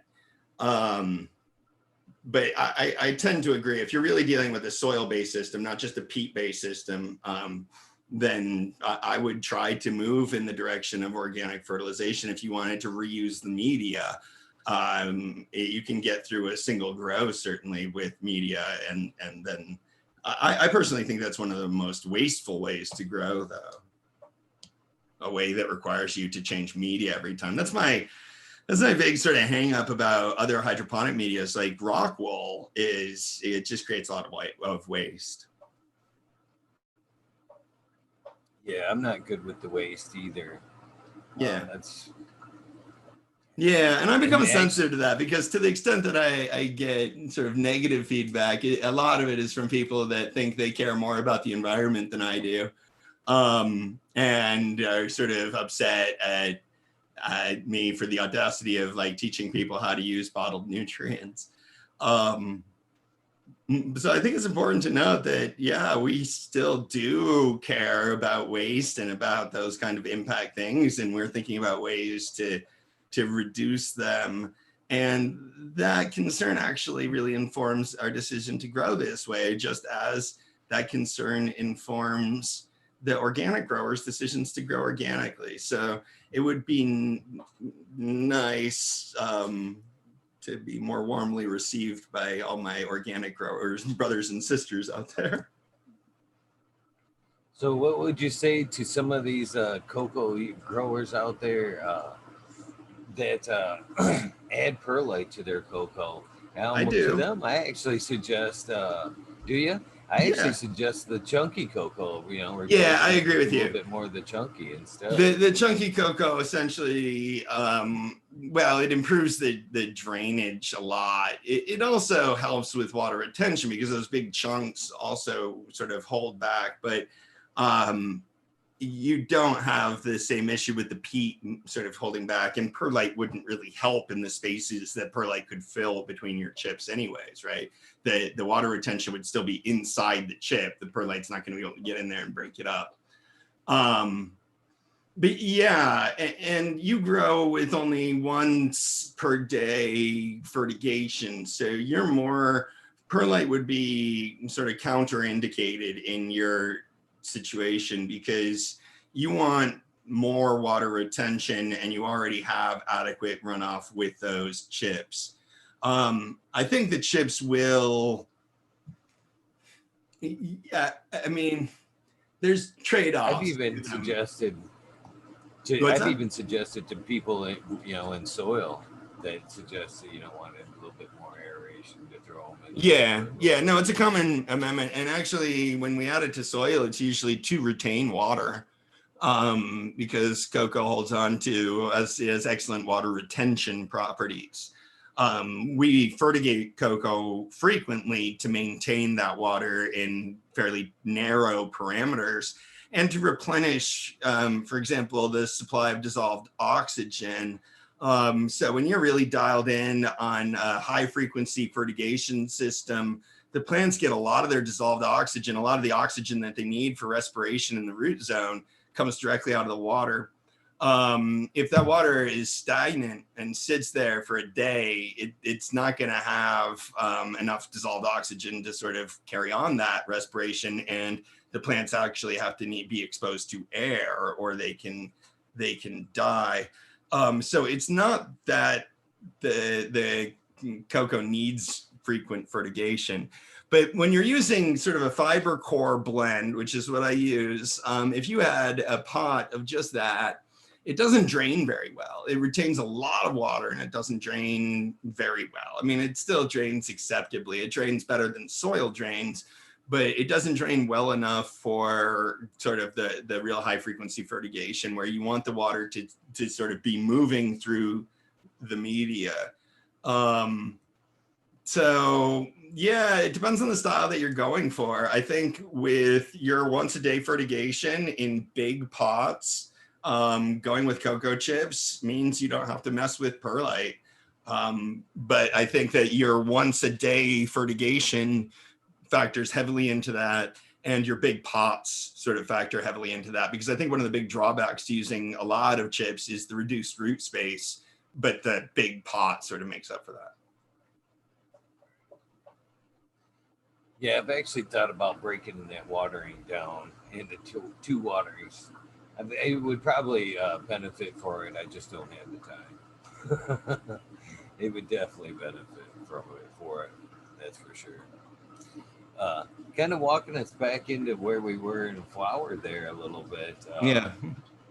Uh, We were it just, I seems that didn't people really even do. talk about flowering. I just talked about like the flipping to flower when you asked me that question. Like a politician, I just answered the question that I hope was asked, not the question that you actually asked me. Well, I get why we're still in that phase where you Yeah. were talking about what things people do to try to control quick flower or reduce stress. One thing that I do, but it's not necessarily in the process. It's just the way things get done. It's not like I do it on purpose to get the plant to flower quicker. I Yeah. hear people actually saying, put the plant in darkness for, 24 to 48 hours before you flip, and it'll go into flower sooner. Now, again, Yeah. That's exactly what not I'm that talking I'm about. using that, but see, I go the opposite way. I'm a 24-hour veg, and Yeah. I've noticed that when I take them straight from 24 and throw them into flower, that it does send them into flower quicker than it normally would if they were just in an 18/6 So you're going to have to flower bed. explain this to me, Eagle. Why do you want them to get flowering quickly at that point? I don't. To be honest with Okay, you, do you understand? that's But because something this seems to be a I've real noticed. draw. There's a lot of growers that want to do these things to like, oh, but man, it speeds up flowering. And I'm like, we're growing plants, man. This is about like being patient to a large extent too, right? I agree. In my opinion, speeding it up is, you're lessening your yield. You should be letting the plant do its thing, Yes. letting things Yes. naturally develop. Yes. In fact, I think a lot of these growers don't they miss the swell portion of flower. they get greedy on, you know, Oh, watching harvesting early. exactly the try. Yeah, they don't let that swell come. And Yep. I don't think a lot of them realize that, you know, a little bit later in flowers that them things actually will swell, uh, get a lot more weight out of it. I think Yeah. people are too worried about turds these days. But I'm not necessarily, you know, that's just Yeah, I agree something with you. I've They're too worried noticed. about trichomes sometimes, and they don't pay attention to the rest of the plant. And some of that may be in an effort to do things really well. But I definitely agree with what you're saying there. Yeah, I've noticed it. I've never done it for that reason. It's just something that I've noticed on strains that because I've changed, you know, my the Right. way I do things changes here. You know, moreover, this time of year I'm usually 18.6 to help control the heat in this room. Right.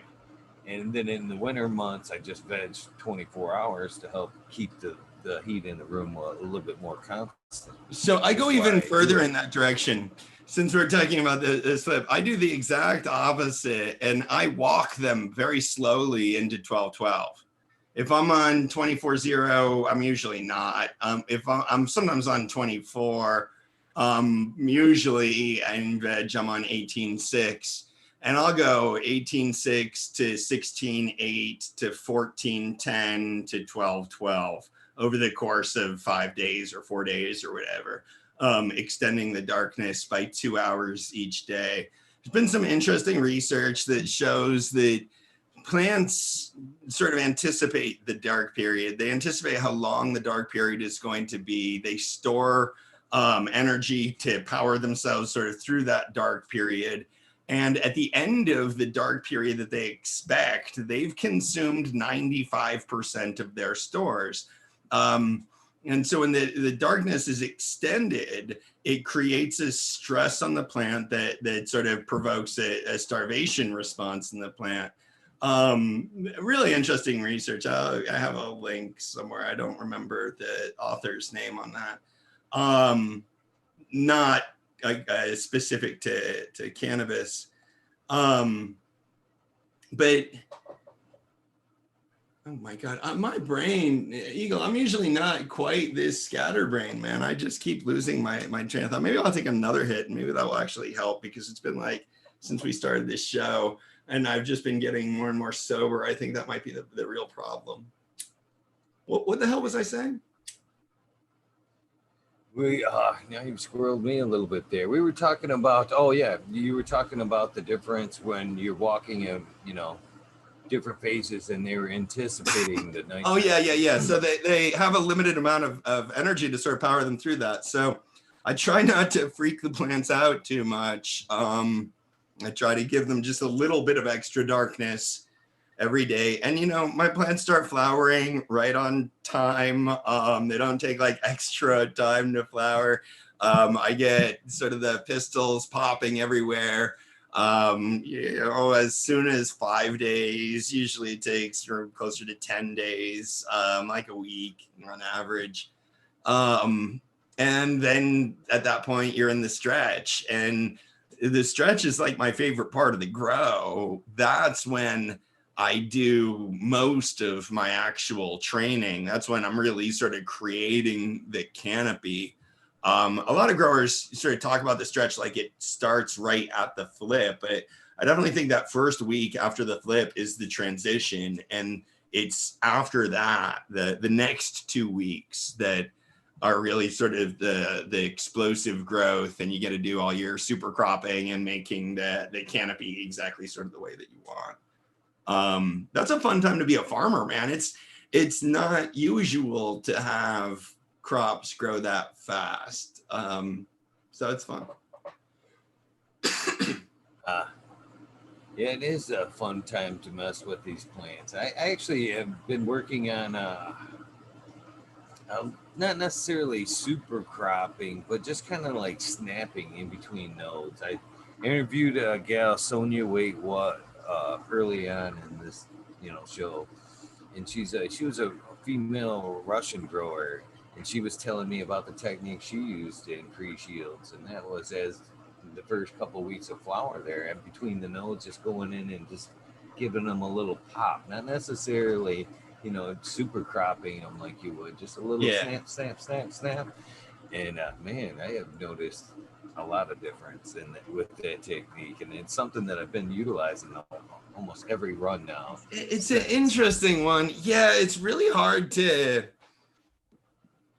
know exactly what's going on there in terms of why there's a benefit. So what a lot of growers do is they'll do that on side-by-side colas, right? Where you do it to one and you don't do it to the other one. And then the one that you did it to, it looks like the flowers are bigger. Is that what you did for sort of the test of that? Yeah. So I agree with that evidence. It's just we don't know if the plant is encouraged to divert sort of energy towards the injured cola, if that makes sense, at the expense of the neighboring cola that's not injured. So it ends up being sort of the squeaky wheel that gets the grease, essentially. At least some of that could be going on, because I understand, I've seen that effect from super cropping too.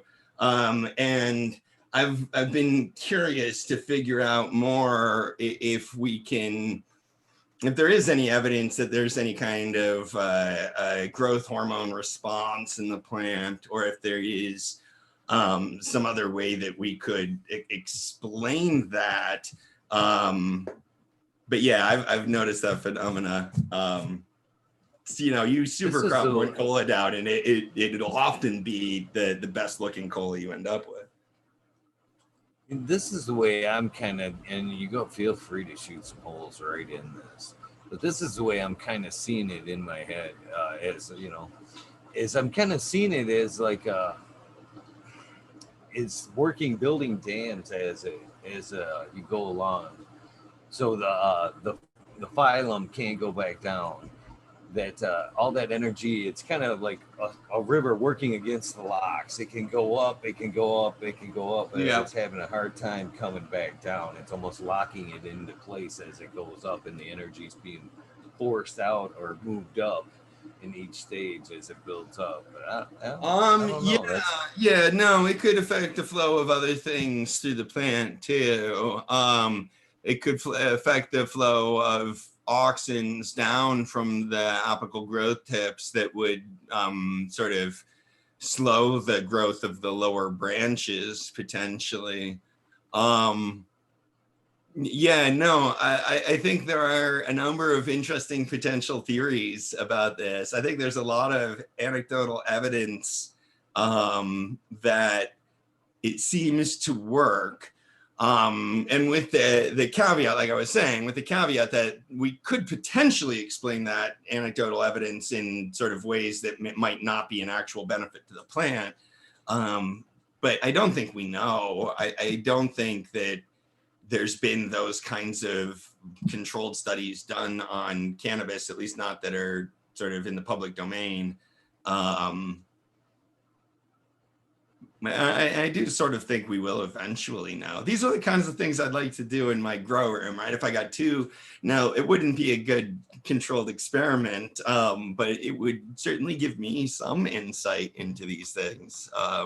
To do one where, I did that to all the plants, and the other grow I didn't.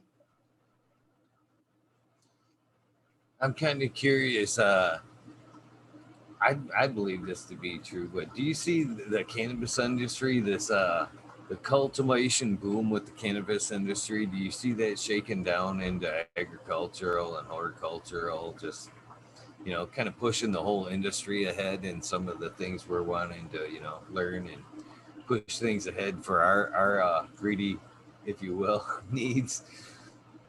I'm not sure. Say like some of the science and microbes and stuff like that, and some of Yeah, no, I do. I think that there is some, and there's commercial support for it too. I think one of the things that has prevented, obviously, the research is the legal regime. As the legal regime changes, there's a huge market for this. There are commercial growers that would love to know the answers to those kinds of research questions. And it's coming out of the university side, there's a cultural issue in most universities, in most agricultural departments, that look at cannabis cultivation, that still can look at cannabis cultivation in a negative light. Most agriculture departments have been geared towards other kinds of crops. But the agriculture extension agents in California, I think that those kinds of services and doing that, if you're a farmer and you run into some serious issues and other things, the agriculture extension offices will sometimes send people out to help you, offer classes available, all sorts of those kinds of disseminating of the scientific information down to the farmer level. And a lot of that isn't set up and doesn't exist. And it may require some element of generational change within faculties and university departments that want to start looking at, work in cannabis research in a different way. But I definitely think that we're seeing that in some places. I think it just got to sort of spread more. But yeah, it would be cool if, the local state school offered classes that any person could go to, if community colleges offered, horticulture classes focused on cannabis and horticulture. The reality is cannabis is where the growth is in horticulture. I mean, all of the horticultural supply companies know that. So increasingly, they're being less sort of shy about marketing to cannabis cultivation. And yeah, I mean, hopefully all of that trends continue. I do too. I do too. All the innovation that we can get into this plant as quickly as we can will Yeah, definitely help and there's keep some it interesting legal. research coming out of Canada now. And so, right, when places go nationally legal like that, and in their university systems, they start setting up programs to support that industry. We're starting to get some of those papers sort of coming out that are doing some of this primary research. A lot of the questions that we have would make excellent dissertation research projects for aspiring PhDs in cannabis horticulture. It'd be amazing right there to see that. I mean, anymore, you have to have. I mean, as the industry is unfolding, that's what they're going to want to see. Basically, as these grows go forward, they're going to want to see some kind of you know education becoming with these growers, not just people like myself that's been growing forever that have a lot of would have a hard time showing some documentation other than Instagram and whatnot, the records that we've kept throughout the years. That isn't a degree, and that's what they're going to want to see in the future. Which Yeah. is Yeah, and along kind the of a way bummer. we're gonna learn more and be able to take settle some scores potentially, although I think some people will always sort of cling to their favorite practices. But yeah, I think it's the Wild West right now. I think that a lot of commercial grow operations, I don't know what I hear from pretty big commercial grow operations that follow my protocols that write me that say that it's working so much better now that they've started following our protocols. And I'm thinking like, well, who's running your show?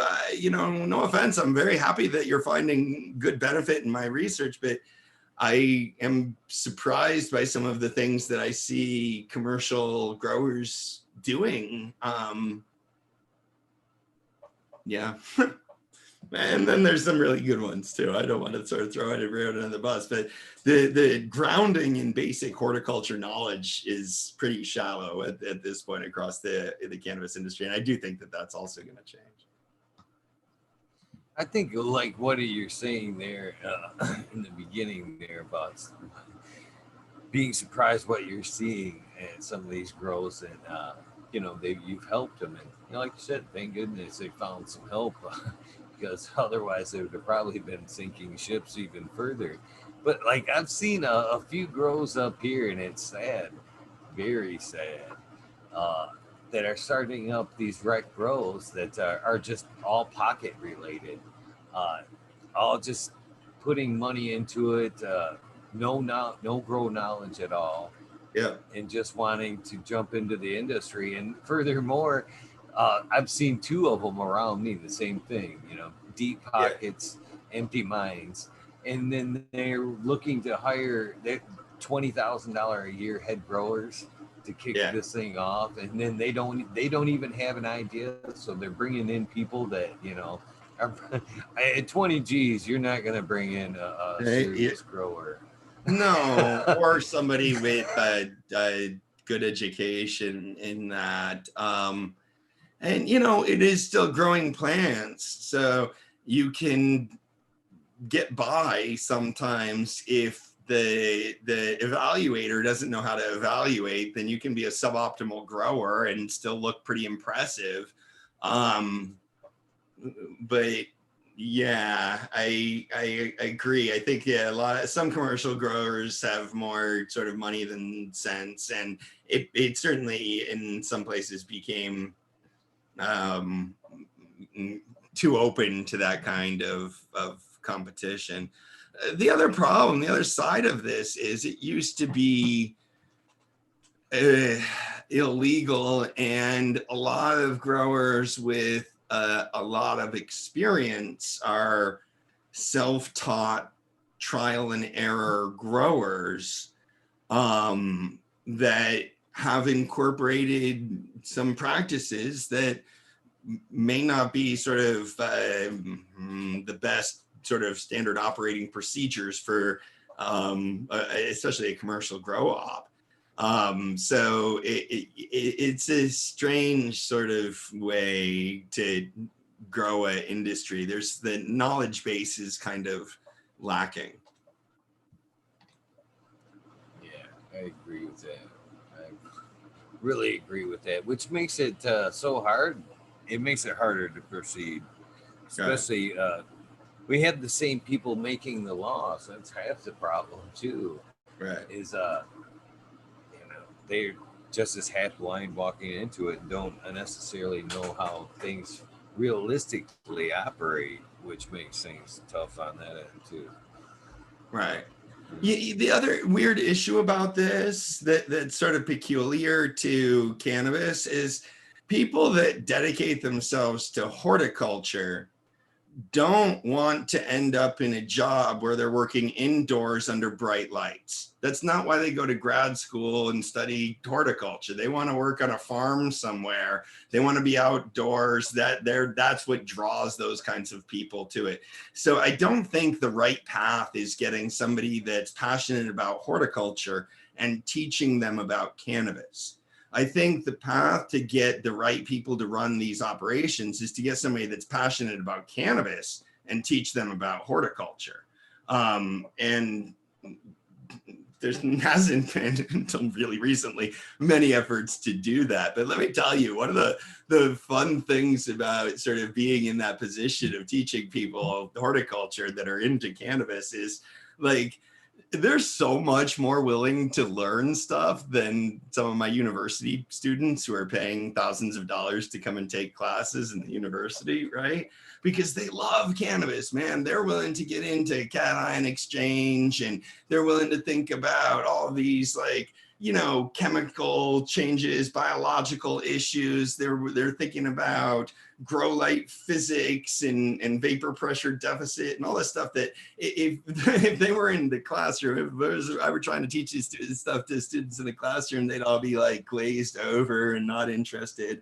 But somebody who's fired up in that sort of love of cannabis and wanting to be a good cannabis grower really sparks their intellectual curiosity, and they become excellent students. So it's fun to be a professor of really motivated students.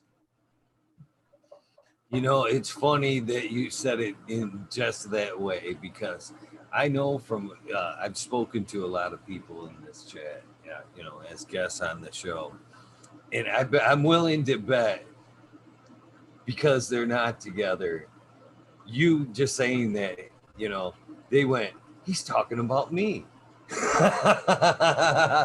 Because Yeah. I would say at least half of the ones I've talked to expressed just that. They're like, I've had so many interests in my life, and then I never thought I'd be interested in half the things that cannabis has opened my eyes up to.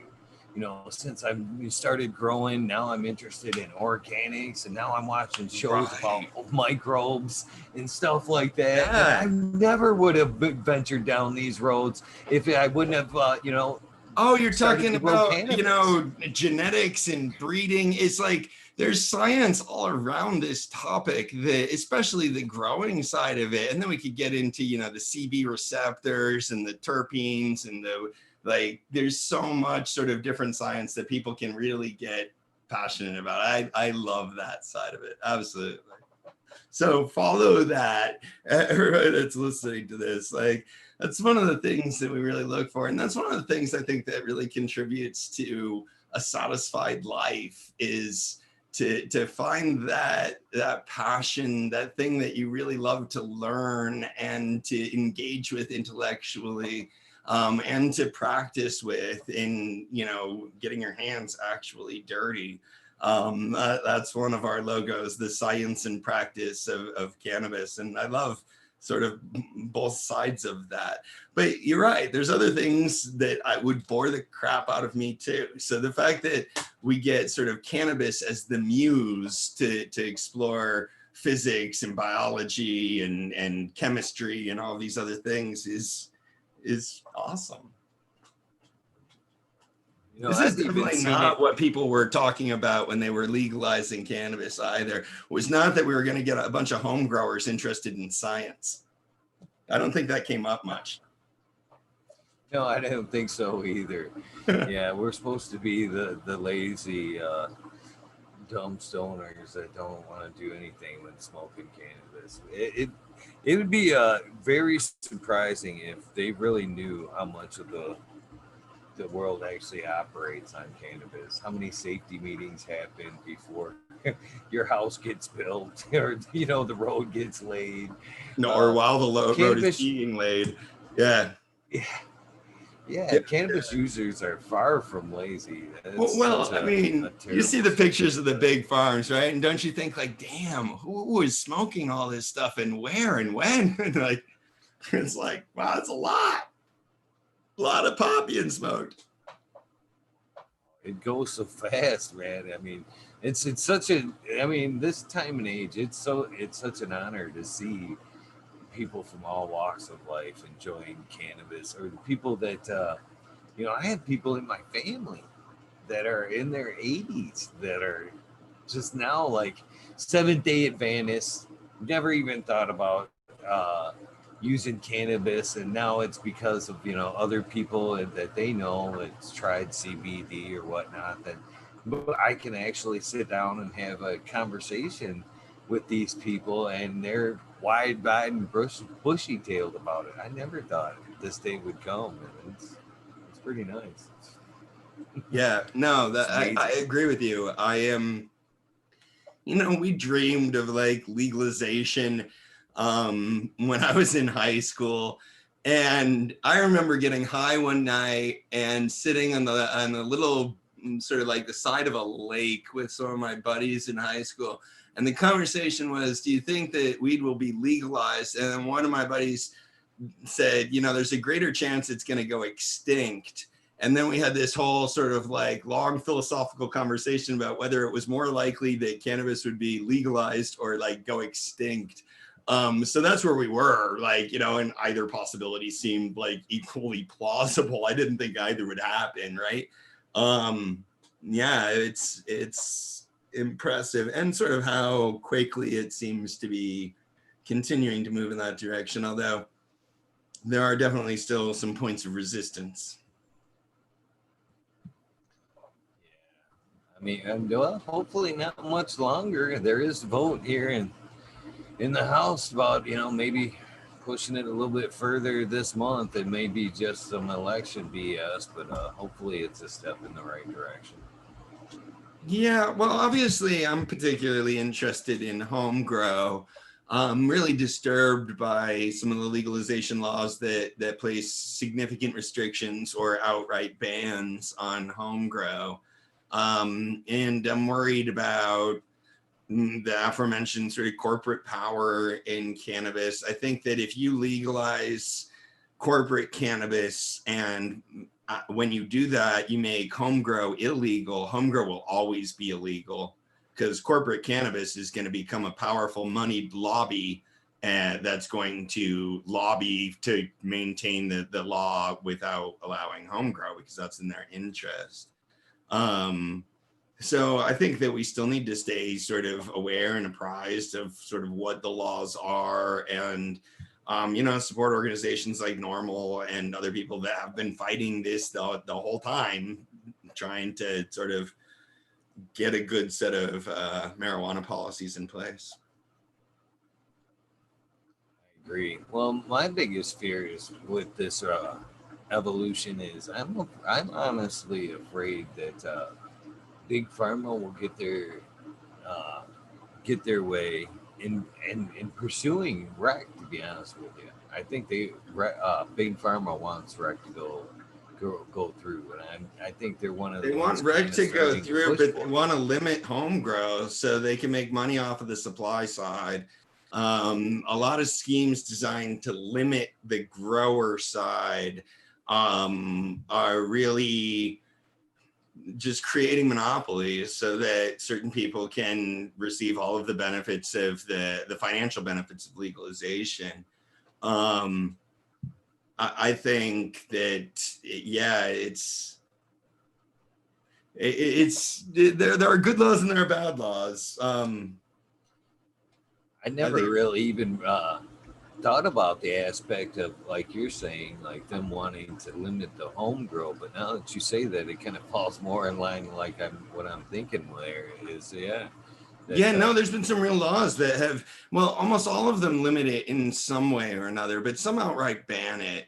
And then they create state regulated, sort of state licensed dispensaries and growers that have to pay all this money for the fees. So that's one way that sort of the government makes money off of it. And these big growers then are the ones that can afford the licenses. They're the ones that are going to make all of the money.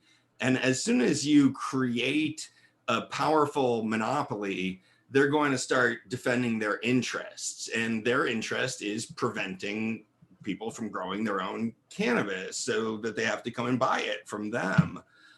So I don't, support the laws that prohibit home grow. And I don't think that's just because I'm like thinking about my narrow interest. Like I teach people how to grow at home, so that's all I care about. I really think that it's a dangerous sort of path towards legalization. I think legalization is inevitable. At this point, we don't have to really take sort of what we can get. I think we should work on making sure that the legalization regimes are equitable and defend our rights to grow plants in our bedroom. well, this is my fear with the rec going through is I'm afraid of as recreation passes through, then the number of medical cards that are being possessed now in state to Yeah. state will fall because people, well, I don't need to let the government on my use anymore or whatever. And Yeah. then as those cards fall, then the non-sayers that wanted to push it forward or keep it down will be like, oh, I see, I told you, they just wanted to get high. There was no medical benefit in it.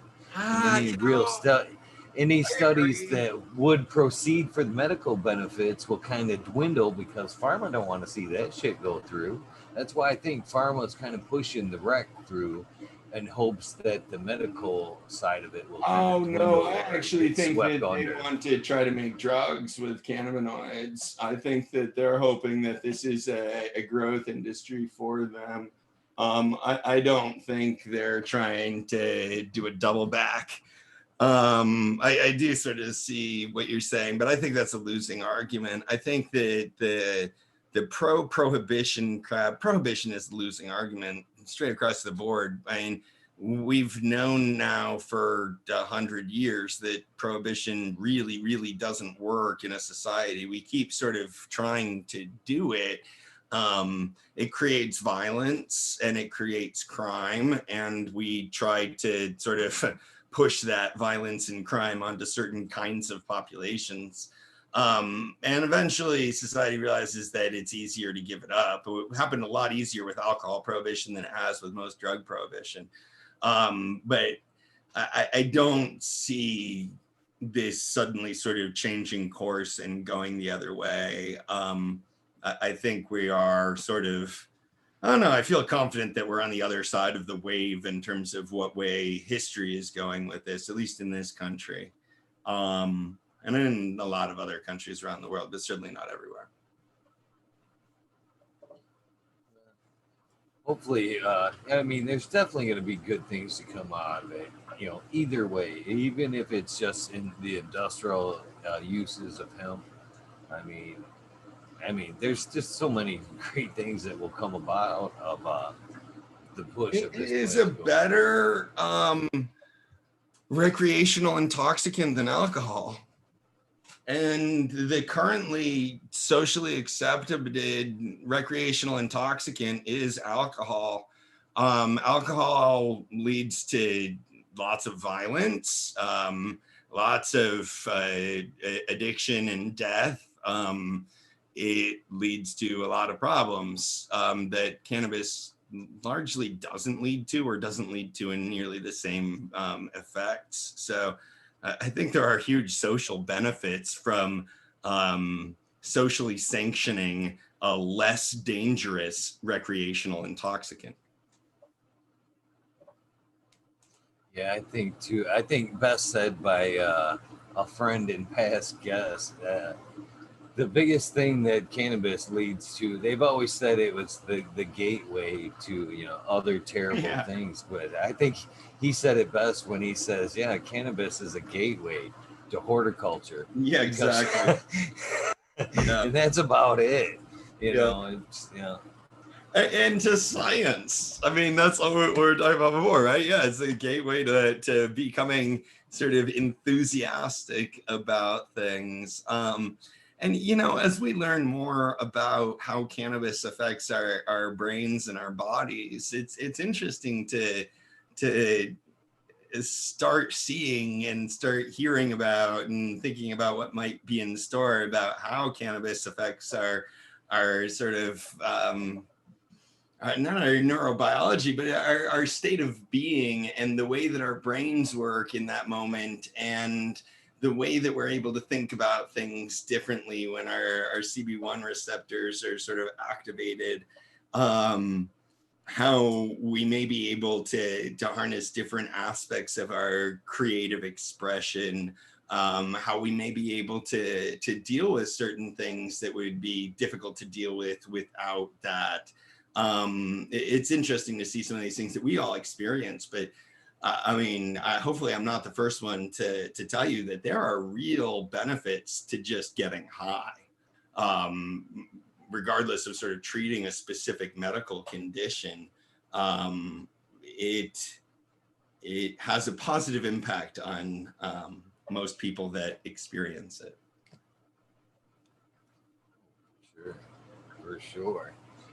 I've the first time experiences have ranged for it never affected me to I ran the best race of my life.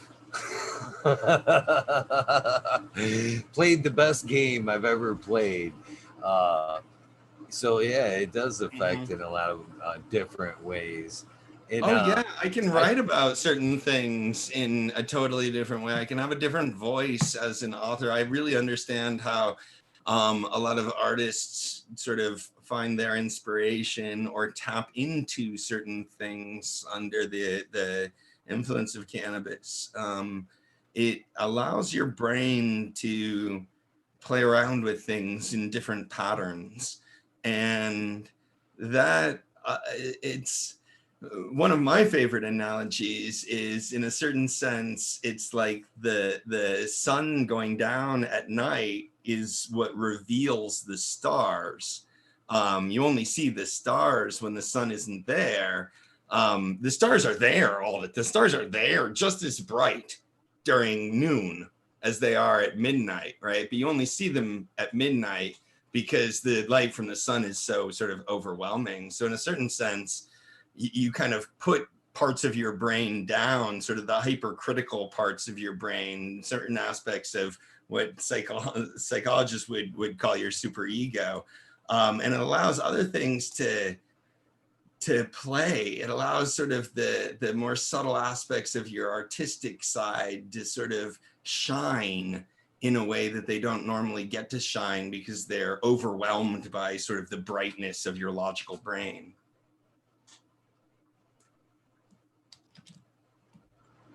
Yeah. It's definitely an interesting topic for sure. Yeah. Plant takes you in so many different directions. It's a great thing. It's Indeed. I find that me myself, I'm kind of intrigued lately. In my this point in my life, I'm kind of chasing Buddhism a little bit. So I'm enjoying its uses, during meditation. You know, spirituality, Yes. taking it into that realm as well. And Yes. This is one of the I think first it has a reasons place. that cannabis and opium both sort of gained a bad reputation, is it was supposedly a shortcut to the higher state, right? Which should be achieved through fasting or meditation or these other things. But I totally agree. Cannabis makes meditation a much more powerful experience, in my experience with it. I was interviewing Hota Herb, and as I'm, sitting across from him, looking at him, I asked him, do you meditate? He's like, yes. Every time I use the cannabis plant, I'm meditating. Yeah, exactly. You need to think about it. You're clearing your mind. You're focusing on, controlling your breathing, slowing it down, inhaling, holding it, exhaling it. He's like, isn't that, a basic form of meditation? I'm like, yeah, I never really thought about it like that. Yeah, but, and focusing on the present. Yeah, absolutely. Now, sometimes I think we could be a little bit distracted and we could be doing it for other things, but I never find it as satisfying unless I have that more meditative experience with the smoking or the vaping or whatever, right? If it's sort of a casual or a furtive or something thing, if you're trying to like sneak a hit as you walk down the road, that never gets me as pleasantly high as being able to meditate over a nice rip. And I guess that's kind of touching on what when I was speaking with him about all this, he kind of opened my eyes up to another realization that I just may be using the medicine wrong, if you will. Is right. A lot of us, myself included, I smoke a lot of cannabis, and I tend to blame my tolerance on the strain. I tend to keep a few different around so I can mix it up. Oh, I've kind of built up tolerance to that one, so switch it out a little bit through the day. And what I realized when I was talking to him and the use of cannabis and meditation was, I think I was just using the shit wrong. To be honest with you, you can too casually, not sort of taking the time to ritualize it. Yeah, that somewhat it too is just not stepping out of your environment, you know what I mean, out of your bubble, and it's just not hitting you as well as when you step out of your environment just for a second and then step back into your environment. You're like, whoa, that one hit me. But if you sit there and without taking the break, just continue on with what you're doing and smoke, you're like, wow, man, I need another one. It didn't necessarily work, but Oh, I do and that I sometimes. noticed that. I usually go for a walk pretty late at night. Well, in the summer, pretty late at night because it gets like damn hot here. And I'll be sitting at my office working on something either for classes or for Coco for cannabis or editing a video or something like this. And I'll be smoking or vaping. And I'll be feeling like, man, I'm just like, I'm smoking myself sober. I'm like, I don't get high anymore off of this. And then I'll get up and go for a walk, and I find like I can't walk straight, and I'm like falling off the sidewalk, and so I'm like, oh man, I guess I'm a little bit higher than I thought I was. So sometimes, yeah, it is just it's sort of removing yourself or repositioning yourself in different ways. I also think there's something to be said for switching up manner of delivery. So, you know, moving from like a pipe to a bong to a joint to a vaporizer, doing different things like that helps to keep it fresh more, I think, than switching strains, or at least in conjunction with that. Like if I've been What vaping for a is your while and then I go back and smoke a bowl, smoking the bowl gets me a whole different kind of high. And if I've been smoking a lot of bowls and then I go and vape something, vaping gets me a different kind of high then, and it like I feel it in a different way. no jabs for MJ? What's that? No dabs? No. No. I got into some extract stuff. So when I was going to dispensaries, I used to get shatter and some other extracts, and I had a little nail. Yeah, no, it seemed wasteful at the time. Convenient, the little sort of like battery powered atomizer thing was pretty cool that worked with the extracts or the shatters or other things. But I'd rather vape herb. I think that it I don't know. Maybe I'm sort of revealing my sort of granola side on that, but it definitely seems closer to the actual plant that I've had that sort of relationship with. Um, I've never liked the experience of sort of the using cannabis with a blowtorch for sure. Um, and that's always been sort of a put off. But there's also the convenience thing. Like, I want. I don't need it to take 20 minutes or half an hour to sort of get set up to smoke a bowl. Yeah, I think that practice is a little bit ridiculous too. Cleaning it out, making sure it's Yeah. I mean, I perfect look for before things to be everyone. yeah, exactly. Easy to clean. Um, I got a little handheld vaporizer and I loved it so much I like used it until it wouldn't work anymore. Like I just like fell in love with the thing. So I wanted to be because it was just easy and I was like, oh wow, this thing is easier than anything else and I really like it and I can take it with me and I don't need a lighter and I don't smell like smoke, which is convenient in a lot of cases for an erstwhile college professor. Um, so yeah, I guess I'm a little bit easier. It seems like a lot of work to go through to process my own harvest into, um, and yeah, I'm more into the growing side of it than to that side of it. There's nothing wrong with that. I mean, they make it so complicated. And I think there's just so much. There's an extreme high delivered there, but it's not a complete uh, buzz even like you're saying there. When you vaporize that flower, at least you're still getting a good portion of the entourage effect from Yeah. the flower there, more like it was meant to be, and not a concentrated dose where a lot of things have been lost in the process. Yeah, the Um, ratios are different. Yeah, best I vision. agree. And it feels harder. It feels less like a plant. I mean, part of the thing that I really enjoy so much is the gardening aspect of it, like you were talking about, right? Is a gateway to horticulture. Um, And, you know, I cook up butter with my trim is the way I sort of do most of my post processing. And that just feels like cooking. um, I'm not interested in like, you know, shooting butane through something or like these other things, using blowtorches and all of that. Just it seems, I guess this is part of the romantic in me. I'm also fairly content with how high I get. So I don't find myself usually feeling that like, damn, I need to find a way to get higher than I am already getting. If anything, maybe I need to find a way to like stay a little bit less high sometimes. I don't know about that. Come You're on. like, that's sacrilege, man. Yeah, less high. I'm Hell.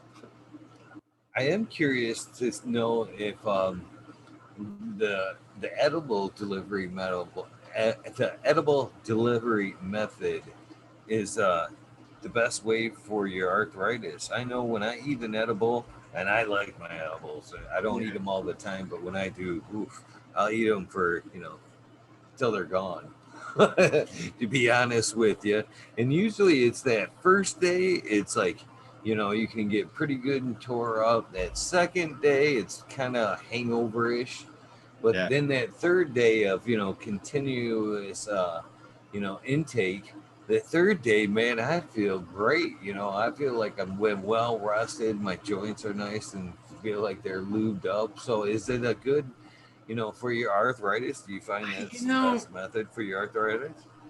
I really, my experience, it probably is good for the arthritis. I will say that. I think that smoking it and vaping it are also pretty good. The best research I've seen is that THC actually acts as similarly as a TNF blocker.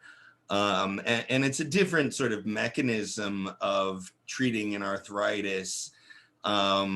It's actually related. So the arthritis that I have is related in a certain sense to Crohn's disease. It's also related to plaque psoriasis. And all of those diseases are triggered by, uh, what is it, tumor necrophage protein, if I'm getting this right. It's been a while since I've got into that. And THC bind, so that triggers in me an autoimmune response that triggers my arthritis. In people with Crohn's disease, it triggers Crohn's disease. In people with plaque psoriasis, those proteins trigger, skin outbreaks. And what cannabis does, what THC does, and what drugs like Humira and Enbrel and these other injectable biologic drugs that everybody that watches TV sees advertised a lot. I think they're like as big as Geico in terms of advertising on TV. Those drugs work by binding with that protein and rendering it essentially useless. THC does a similar thing. It doesn't do it as well, but it seems to do a similar thing. And it prevents the autoimmune reaction that triggers my arthritis. So it's a lot of people that take cannabis to treat arthritis are using sort of a pathway more through the CB2 receptor, where some of the other cannabinoids, especially CBD, would be probably pretty helpful in being an anti-inflammatory. And that's actually sort of treating inflammation that's already existing. So some of those cannabinoids are really effective at being anti-inflammatories, but the pathway that is treating my arthritis is sort of a preventing inflammation in the first place kind of pathway, where THC is sort of knocking that thing that triggers my arthritis out before it triggers my arthritis. So it's kind of a long way around that I tend to feel my attitude with this ever since I was really sort of reading into that was I just need to smoke like a lot. I need to be really high all the time, because when you're high, you also have a lot of THC, and apparently it's the THC in the system that's compensating for that. And edibles never really affect me in the same way. I have to eat like an insane amount of edibles compared to like a normal person in order to have an effect. And the effect it eventually has on me is it just sort of makes me catatonic and go to sleep. Um, and that's true of like the edibles that I make and the edibles I've gotten from dispensaries or from other people. It never really gets me very high. I feel kind of a different body sensation, but it's never got me the same kind of high that smoking does. And I think it's, you know, the edible relationship, I think, has a lot to do with metabolism and other things as well, how that sort of affects different people. Um, so I like them, but I sort of lose track of them. I don't stay on it. It doesn't have a big enough effect on me to like make me remember. I'd have to put it in like my little reminder thing to do every day or whatever, because it's not going to be something that I would just continue because I enjoy the effect from it.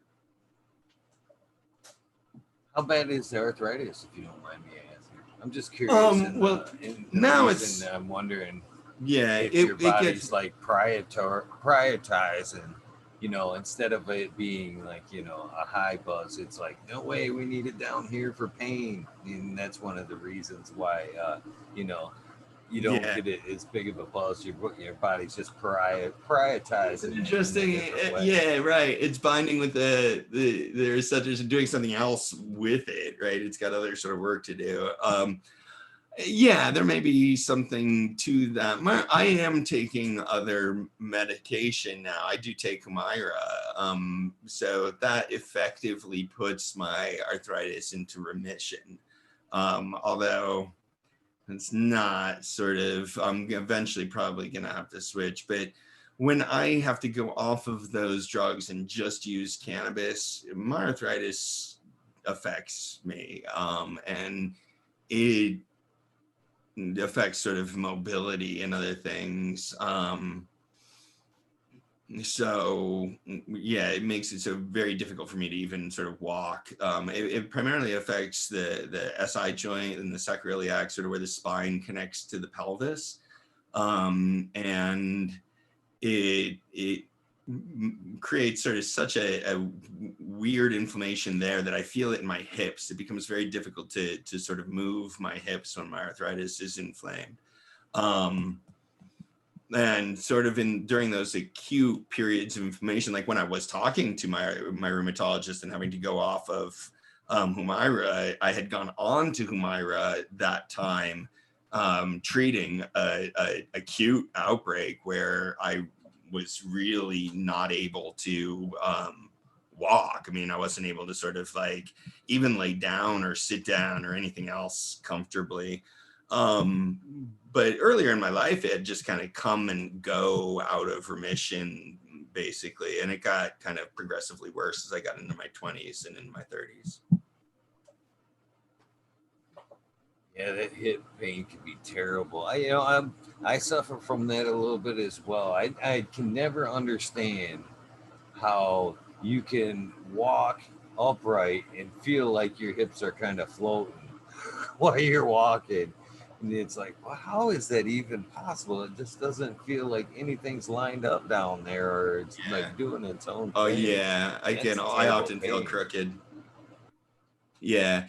And the flip side of that is the Humira has been sort of like a miracle drug. There's a reason that they can charge $2,000 a dose for that stuff. It's effectively treated this, what would otherwise be a fairly debilitating disease. I mean, I work out in the gym and do, training and stuff like that. I have a very kind of active life that's really largely been made possible. Well, I give cannabis credit, but I don't think cannabis could carry all of the weight on its own. Yeah. Wish you could though. Wish you could. We could give it that. Yeah, claim well, to you know, fame. it maybe can, but they may have to work out different methods of delivery or figure out sort of what is the right entourage ratios and what's the right dosing and other things like that. That's the medical research that I think is the reason that pharmaceutical companies are supporting legalization efforts. They can develop these treatments then profit off of them from the cannabinoids. There's definitely There was a medical guy. benefits from cannabinoids. There, that much is sort of very clear at this point. I was listening to the Future Cannabis Project about a week ago, and it was I want to say it was the episode with Breeder Steve and Kevin Drogry. They had a guest on there who came on. He was talking about relieving his Lyme disease with cannabis, and Yeah. he had discovered a few different strains that he found that were just amazing for the arthritis and the pain from the arthritis from the Lyme disease. He said without this treatment and the regimen he was using, that he would have been damn near paralyzed. But from this regimen he had been using, he's up and running and some living somewhat of a normal life after. Even I mean, the list he had from this tick bite was just of ailments was like, wow, I didn't Yeah. even think it was possible. But it was good to hear that research is being done and strains are being found that you narrow down. We can nail some right down that this can help you. You know what I mean? Hopefully we can, and I think that's that's one thing I'll give the legal market and the medical market credit for is the testings and the different combinations and things we can find in some of these plants that can stand out. There are definitely some gems in there yet to be discovered for sure. And without testing, we'll never necessarily. We'll be like, oh yeah, Yeah. that's good, but they might get lost Yeah, in the it's still medical black box benefits. stuff at this point. We know that we know what we put in, we know what comes out the other end, and we don't know enough about the processes that operate within the endocannabinoid system. All of the other sort of sympathetic systems in our bodies and how they control our overall health. I think that hopefully we'll continue to learn about these things. The amount of stuff that we've learned just in the last few decades is pretty impressive. So I think there's a bright future for cannabis. I share your concern in that regard, though. I hope that it stays democratized and not go under sort of monopolized corporate control with, in cahoots with corrupt politicians. It's good. That's the sad thing about it too is that's where I guess the cannabis user I think lacks a little bit of our lusters, or where the lazy stoner mentality usually comes into play. And we're usually quick to show up at the voter polls to get it legalized, but once it happens, the regulations and stuff that happens, we seem to be lacking in showing up and being an active part of the process Yeah. once things get going. Yeah. And No, use your voice, everybody. We need to represent all of your values. But absolutely, as we approach sort of election season, it's definitely time to be thinking about civic responsibilities and exercising that. That's what it means to be a citizen, right? That's really what it's all about, is putting your 2 cents in.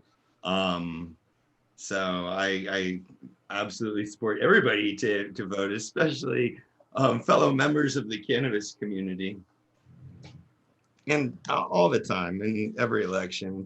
And there's other things you can do if you're really interested in sort of using your your voice in that regard. I think that writing letters to politicians can be really effective, especially if you're dealing with local issues or even statewide issues.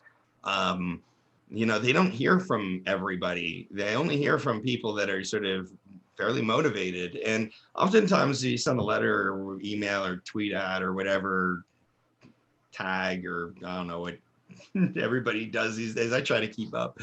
Um, they don't always even read it, but they sort of tally it, and that also affects sort of how things happen. And for example, knowing that we want cannabis legalization, but we want to protect the right to home grow, I think is an important one to get into the ears of politicians where in the states where these laws are passing, to let them know that there are people out there that vote based on that. So use your voice, actually, write stuff down or use your voice. But certainly go to the polls and vote. Those are all important things that I think it's part of our civic responsibility. I do too. And it wasn't so long ago that I was really impressed by Michigan. We had our rights threatened here in Michigan. Exactly what you were talking about. It was like a month ago, and this is where I guess social media and building your cannabis, your local and state cannabis communities really come into play. Uh, is This senator was proposing a bill to take away our home grows, Yeah. and somebody threw that up on social media, and it went around and around in the Michigan cannabis community. So And yeah, we nailed that guy. We nailed right. that guy. I want to say that let me see if this is That's a beautiful example of this. yeah, Absolutely. this is it. And that's real power, right? I mean, that's even more power than you get when you go to the polls and vote. Certainly go to the polls and vote. But like throwing your opinions around in written form to the right people, organizing on social media and things like that can bring some of this stuff out into the light. Because let's think about this for a second. Why do you think that senator was trying to prohibit home grow? Is this an idea that came to him, independently in his legislative brilliance, or he's really concerned about, metal halide lamps catching people's apartments on fire? Or do you think that maybe some crony in the cannabis cultivation industry wants to have a more market share and started lobbying for that bill to be passed and figuring out a different way to do it, right? It's like some of that corruption becomes fairly transparent when it's pointed out. So yeah. I'm actually proud of this because I was one of the ones that wasn't just talking it. That's another thing I have a problem with too, is people that just kind of pass along some of them posts and doesn't necessarily follow up on it. But I followed up and I called on it, but it was less than 24 hours, Dr. MJ, that from the time he announced that he was going to try to, he was going to propose the bill, till the time I called and got this message. Yeah. No, exactly. I am calling with regards to the voicemail you left on House Bill 6022 regarding caregivers, and I wanted to pass along that Representative Jeff Yarrick has decided that he is not moving forward with this bill. 24 hours before he threw it in and was calling. I can't believe how well prepared you were for that little aside that I had about not just voting, but also go and contact your politicians. Damn, dude. Well done. Excellent case in point, and mad kudos. That's real political power right there, right? Finding out that something that you disagree with is going to happen and nipping it in the bud, which is a fun expression for us cannabis cultivators. But yeah, I think that those are the things we need to be aware. This is in an era where laws are being passed that affect our rights as home growers. And That's true in a lot of states, and that's true in your state. You need to, you owe it to yourself and to the rest of your cannabis community to take an active part in that and to participate in that, because if they don't hear your voice, they only hear other people's voices. It is. So that's our public service announcement. Is there normally a public service announcement moment in fucking Talking Shit with Eagle? Sometimes it gets a little crazy. Sometimes it was funny because to be honest with you, I was a little bit nervous on this one. I honestly was. I was like, man, thank goodness for this show, and the fact that really smoking through it. I told Jack the other night. I says, I'm gonna hit MJ early. I'm gonna dab song it, fog him up a little bit to bring him down. I remember what I was talking about like 6 different times, but yeah. No, I'm a friend. I try to be friendly. I don't know. So I guess amongst some, I've earned a reputation, I think, from growing with my fellow growers of being like rude or something. I don't know. We try to do our best in that show. I think I have the loudest mic too, and I think that plays into the sort of experience of me there. I didn't even check. I should have checked today. Am I like really loud in the chat? Am I obnoxiously loud on the microphone? Not at all. Perfect.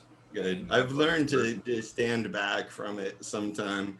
But yeah, I try to have fun with this. I mean, I'm doing this because it's fun for me. I like talking to growers. I like sort of sharing insights and things. So yeah, I don't want to scare anybody. No, not at all. And that was one of the other things I wanted to, I thought getting you on the show would be good for is, I think sometimes I know for a fact that some people have taken the misconstrued exactly what you're saying there because of the show. That's exactly what I would talk about when I talk about the panel show. Sometimes some arguments, they're not even arguments. They're just more over people wanting to just, get their point across, or, it's whatever. It's whatever. But sometimes I think people can take the wrong impression out of the person, speaking.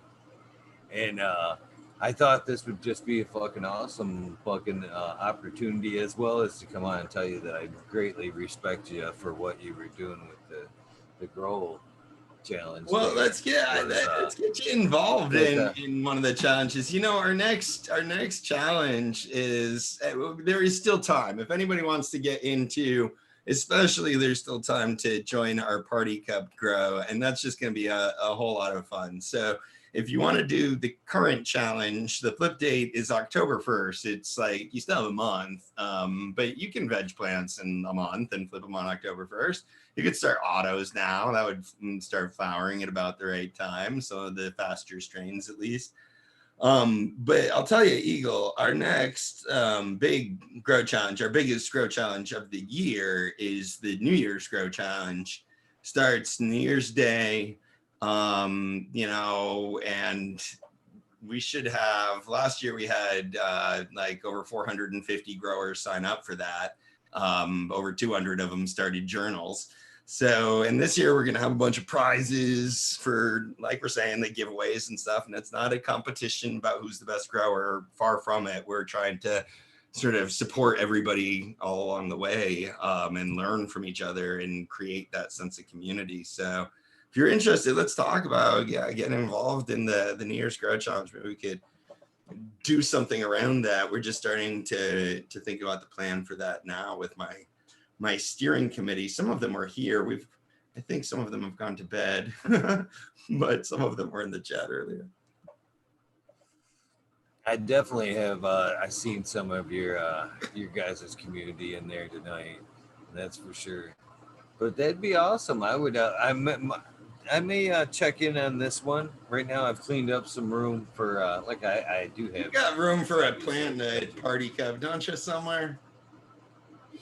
right there. Well, there you go. Just, you know, you already got one going. That just make one of those be the party cup plant. Start your journal. Everybody would love to have you, you know, participate in our and see how you do. Have you ever grown a party cup plant out to harvest? No. Let's It's see. always It'll just be a that learning temporary deal. experience. It'll be a chance to try new things. I mean, all it's going to cost you is one little plant.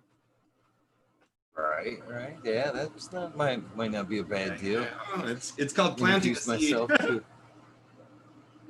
Yeah. Yeah. That would. Yeah. I know Jack's already in there too. He was telling me he's entering it up and training his plant up already. I mean, why not? Why not? Yeah, why not? I mean, it's more fun when we grow together. We don't have any kind of expectations. You don't just start a journal, but if you know, you only update it a few times during the grow, that'd be fine.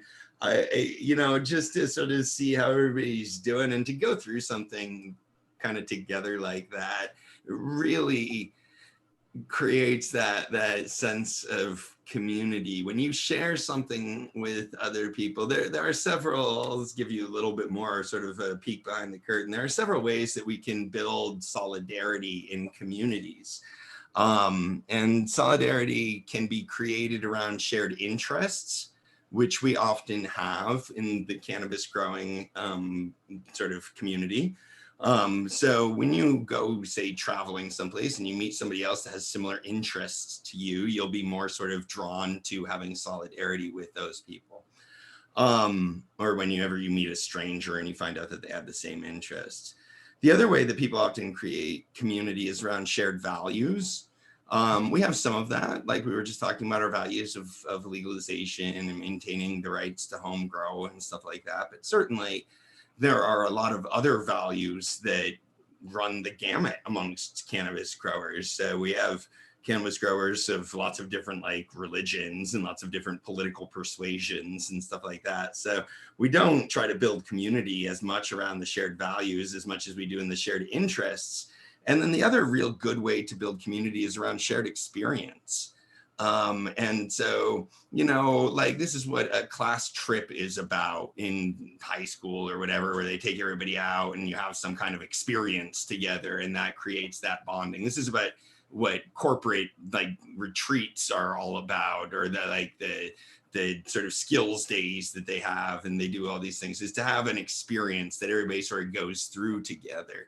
And that creates solidarity amongst the group of people that went through that experience. So having these grow challenges and having plants growing along at the same time and sharing that experience with other people that are doing it sort of at the same time really builds that sense of solidarity. It builds that sense of community. You feel like you're part of a community in a way that, you know, frankly, we don't get a lot of in this culture. We live really individualized lives.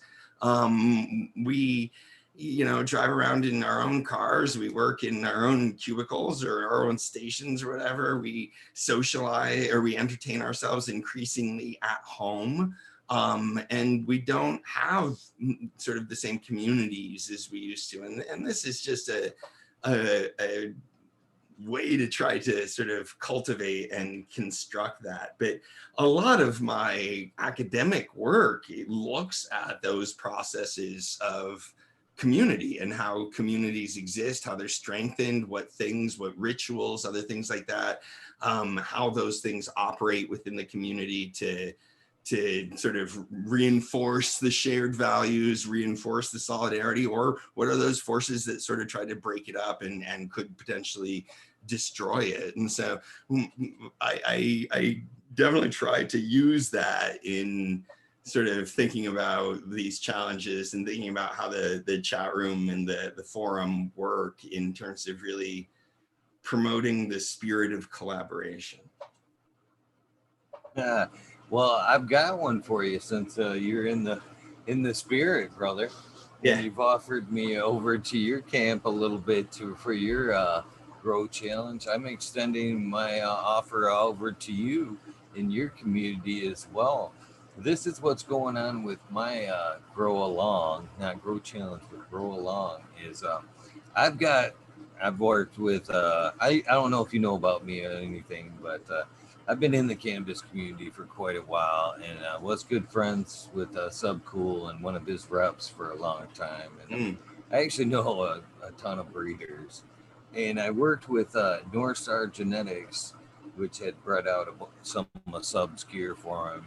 And so I got a shitload of I got a shitload of seeds, and I just decided to start passing them out, giving them out for the grow along. All right. So I've already gave out like 90 some packs, and by the time I go to the mail tomorrow, I'll be like up to like probably 150. But if there's anybody, if yourself or anybody else would like to get in on this, they're still going out. I still So have are you Agent just Orange. doing this through Instagram then, in terms of sort of documenting it, or where are people actually sharing or growing or together? They're going to be showing on with the hashtag Growing with Eagle on Instagram is where they'll be sharing their posts. And that's the key. Well, that's the only thing I'm asking is if you ask for a pack of seeds that you're going to make some room and post to the hashtag occasionally. Yep. And it sounds like there's a lot of experience over there in your group. So we're looking. I'm gonna do something for that. If you wanted to think about creating a forum for them, we could host that where they could have journals or other things like that. And if you wanted to time something like that to be in coordination with our challenges, I would love to get people, whether they were sort of keeping journals with us or not, or we could all share hashtags and we could, do other things like that. But I think the getting people together, doing it at the same time, we could certainly get some people growing your seeds, or some of our community members would love. I'm totally sure to grow your seeds and participate in it that way. So there's a lot of room for collaboration. Definitely some good genetics here. There was 3 tiers. All the jelly beans gone. I still have a bunch of Agent Orange, and I have some of North Star Sangria, which is the Vintner's Moonshine times Space Queen, which is that's awesome, man. It's like a berry wine. We've often looked bit of green apple to it. Really good, beautiful coloring to it. But so we're looking to drop on the 29th, the wedding date of the 29th of September, which is Sub's birthday, in honor of him and the strains he created. I'm doing a little birthday dedication to him, and that's the day we're going to wet. So there's still plenty of time for, anybody that wants to get in to, shoot me a DM, and I'd be more than happy. I'm not asking for shipping or nothing. All you got to do is shoot me an address, and I'll drop them in the mail for you. So if you're interested, or anybody in your community is interested, until they're gone, the door's open. Yeah. Okay. Well, I'll be happy to try to spread that word around. You're also welcome to, if you wanted to come over and either sort of announce that in our forum or in our chat, I'm sure you would get some takers. So you'd certainly be welcome to spread that word yourself. But I'll try to pass that on to hit up Eagle for seeds. And you're trying to grow. Gonna sign One up. of our issues might be that a lot of my community is growing along in the challenge right now, so they've got plans, but a lot of them do multiple grows too. What date are you starting? And is that a get wet date? September 29th is the day we're kind of hoping to drop them. But again, I'm understanding, it's not a contest. So it's not, there's not necessarily a flip date. It's more or less host and, teach. That's more important to me. You know what I mean? So when they decide to flower and all that, how long the veg time's up to them, totally. But, even if they wanted to go a week or... Yeah. Well, we set the flip date this time, but we didn't set a start date, right? So you could still choose how long you wanted to veg the plants just by starting earlier or later or whatever. But we try to have that one sort of point of coordination, which we do with the germination date for the other 2 challenges as well.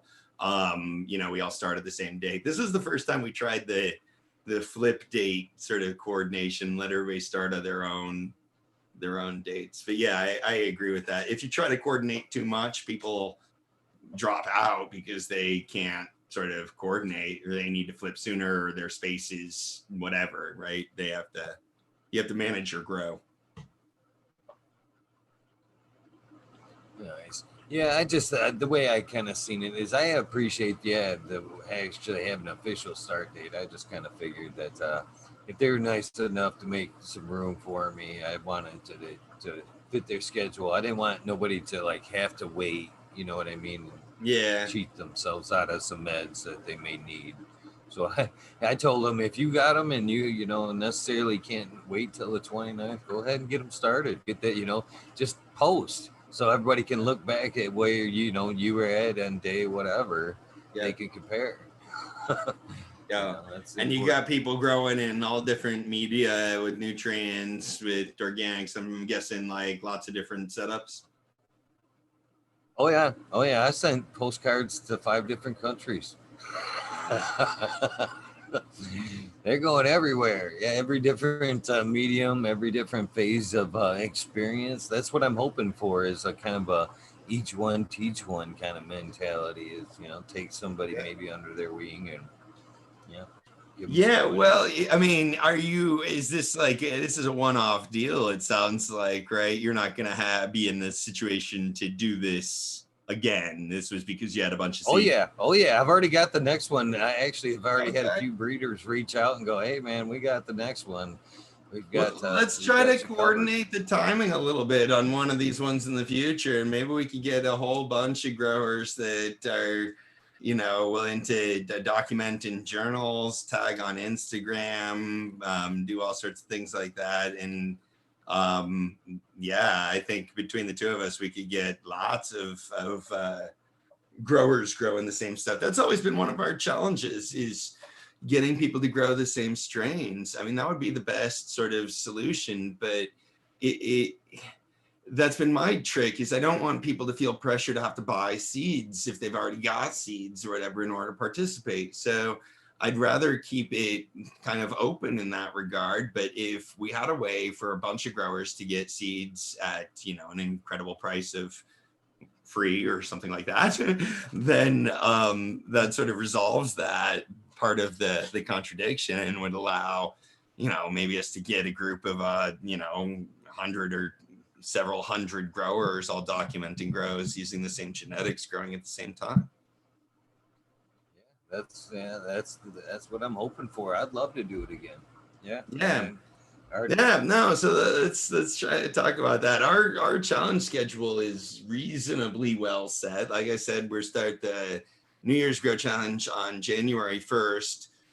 The spring challenge is an autoflower challenge, but we have a photo period division in it. And that starts on 4/20, on April 20th. And then we got the Plant Training Grow Challenge, which is the one that's just starting now and really starts mid-August. So if you could line up with any of those, that'd be awesome. I could easily. I imagine you're going to be harvesting these like in early January-ish. What? Yeah. That's the end of December. So that's about the time to be starting new seeds, right? Yeah, I should be able to throw something to help you out with the January 1st operation there. Yeah, well, let's think about seeing if we can do something that helps each other out, that sort of grows the community, spreads the vibe. I'll always jump on those opportunities to collaborate in the spirit of collaboration. Yeah, absolutely. I'm all about growing the community and helping everybody learn. And that's Dr. MJ. That's where the fuel came from, was seeds.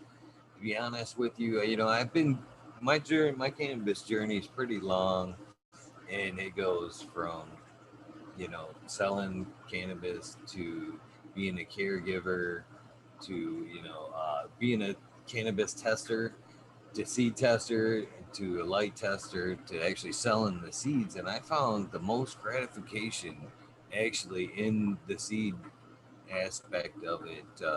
Huh. you know, putting the power in their hands and hearing stories, and just it was more less like I said, just passing that pack and them going, I can do it. You know what I mean? And hearing some of them stories, moreover from vets, just gave me a whole new passion for the plant, and that's kind of what led into the steamrolled into what I'm doing now is just wanting to get, that's what Sub did. He was mainly known for, throwing out and handing seeds, and it was a Yeah. great feeling, man. I can't tell you how many times I've gotten in my car, drove 3 hours one way to, hand out 20 packs Yeah, yeah.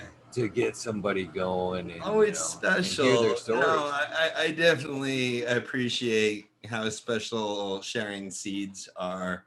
Um, yeah, I haven't gotten to do much of that in cannabis, but it's something that's special that extends beyond just cannabis. I see farmers sharing seeds and passing on certain types of seeds to their neighbors a lot. And there's always something sort of, it's a special kind of gift. It is, and in a joking way, it's funny that every time I have this conversation, I cannot. It just will not escape my mind. It has it helped add a little bit of comedy to a little bit of seriousness. But it's that moment in Christmas Vacation where have you seen that movie? I'm sure you Yeah. have. Chevy Chase Christmas Oh, where Vacation. It's a yeah, classic, yeah, man. yeah. I don't know how. Yeah, Where yeah, he gets fucked on his bonus, and his brother-in-law smacks him on the shoulder there, and he's like, Clark, that there's the gift that keeps on giving. And that's the same thing with them packs of seeds, man. A pack of seeds can actually sustain somebody for their whole smoking career if they know they've got just a little bit of knowledge. They can keep it and go forever if they want, but it's a great gift. That's for sure. yeah.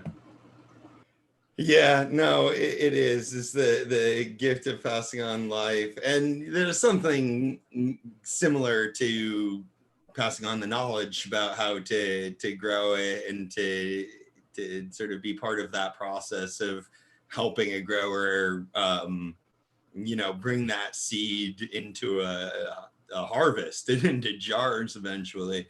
Um, but yeah, it's all part of that same process. It's helping cultivate life, you know? Yeah, I'm gonna seriously encourage everybody that's listening, all the people in my community, to at least go over there and check out your community and sign up and see what's going on over there for sure. Absolutely. So, Yeah, yeah. Come on. If you can get a plant in a party cup, and I think I just saw some over there in the corner of your room, Eagle. So you're in trouble here because this applies to you. If you can get a plant in a party cup that you could flip on October 1st, you gotta join the party cup challenge. No reason not to, I don't think. You could grow an auto if you got an auto bean, you could grow a photo period, you could do whatever you want. It gets you sort of eligible for all of our fun. Like I said at the top, our prize, I just gave away a Mars Grow kit with 2x2 tent and a TS1000 and exhaust fan and pots and timer and all sorts of things. Like a $380 gift is our last giveaway on September 1st. And on October 1st, giving away an $800 grow light, Photon Tech X465 watt Pro. So like legit prizes. I'm getting legit prizes these days. So we get in on all that. The party cup, we're gonna put the new Vipar Spectra XS 1500. They just sent me that, so I made that the prize for the party cup grow. Doing grow light testing means I get a lot of grow lights these days. So I just give them away. We're making like almost all of them into prizes for the challenges or doing other kinds of giveaways and stuff like that. I was like, that's almost, I mean, it's different than giving away seeds, but there's a lot of fun giving away grow lights too. I will say that. Fuck yeah. Yeah, hell yeah. Everybody likes a good light. And, that's the next step. If Yeah. not the first step, you either need a light or the seeds or both. I mean, yeah. Yeah. Yeah. Exactly. Well, it's exactly how it goes, right? Most growers get into this because first they end up with a seed. They usually get the seed sort of surreptitiously, or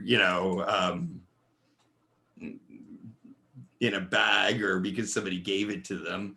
And then they go looking for like, okay, I want to grow this. Sometimes they start it before even getting the light. But yeah, the light is definitely the next thing they need. So look, between the two of us, the Eagle will take care of these people. I'll be able to get growing here. No problem. Yeah, I'm definitely gonna be over there tomorrow. It'll be 4:20. I got a little bit of work to do. I'll definitely be over there tomorrow, signing up and hanging out. I've got There some you go. girls, and if anything, it'll be just fun to see what I can do manipulate. Like I said, I've never tried to actually flower one out in a I solo haven't cup. I either. I mean, mean, full disclosure here, this is a new experience for a lot of us. And I'm looking at my plants right now that I'm thinking I'm going like a day long in the party cup. And I'm like, oh man, they look like they want to get out of there. And I'm like, how the hell? Okay, this is going to be fun. It's going to be an interesting experience. so is like setting up an auto water possible, or is that breaking rules? Oh no, it's 'Cause that's possible. it. And I'm going to That's the do it. only product. Yeah, no, I got its own timer and its own pump. Because it's not just going to be able to do the 5 times a day that the other plants do. I'm thinking the 18 times a day, which is the maximum number of cycles my new timer will program. So yeah, I got the timer that can do seconds, so events in seconds, and can do up to 18 events in every 24-hour period. I actually would have liked it if it could do more than that, probably.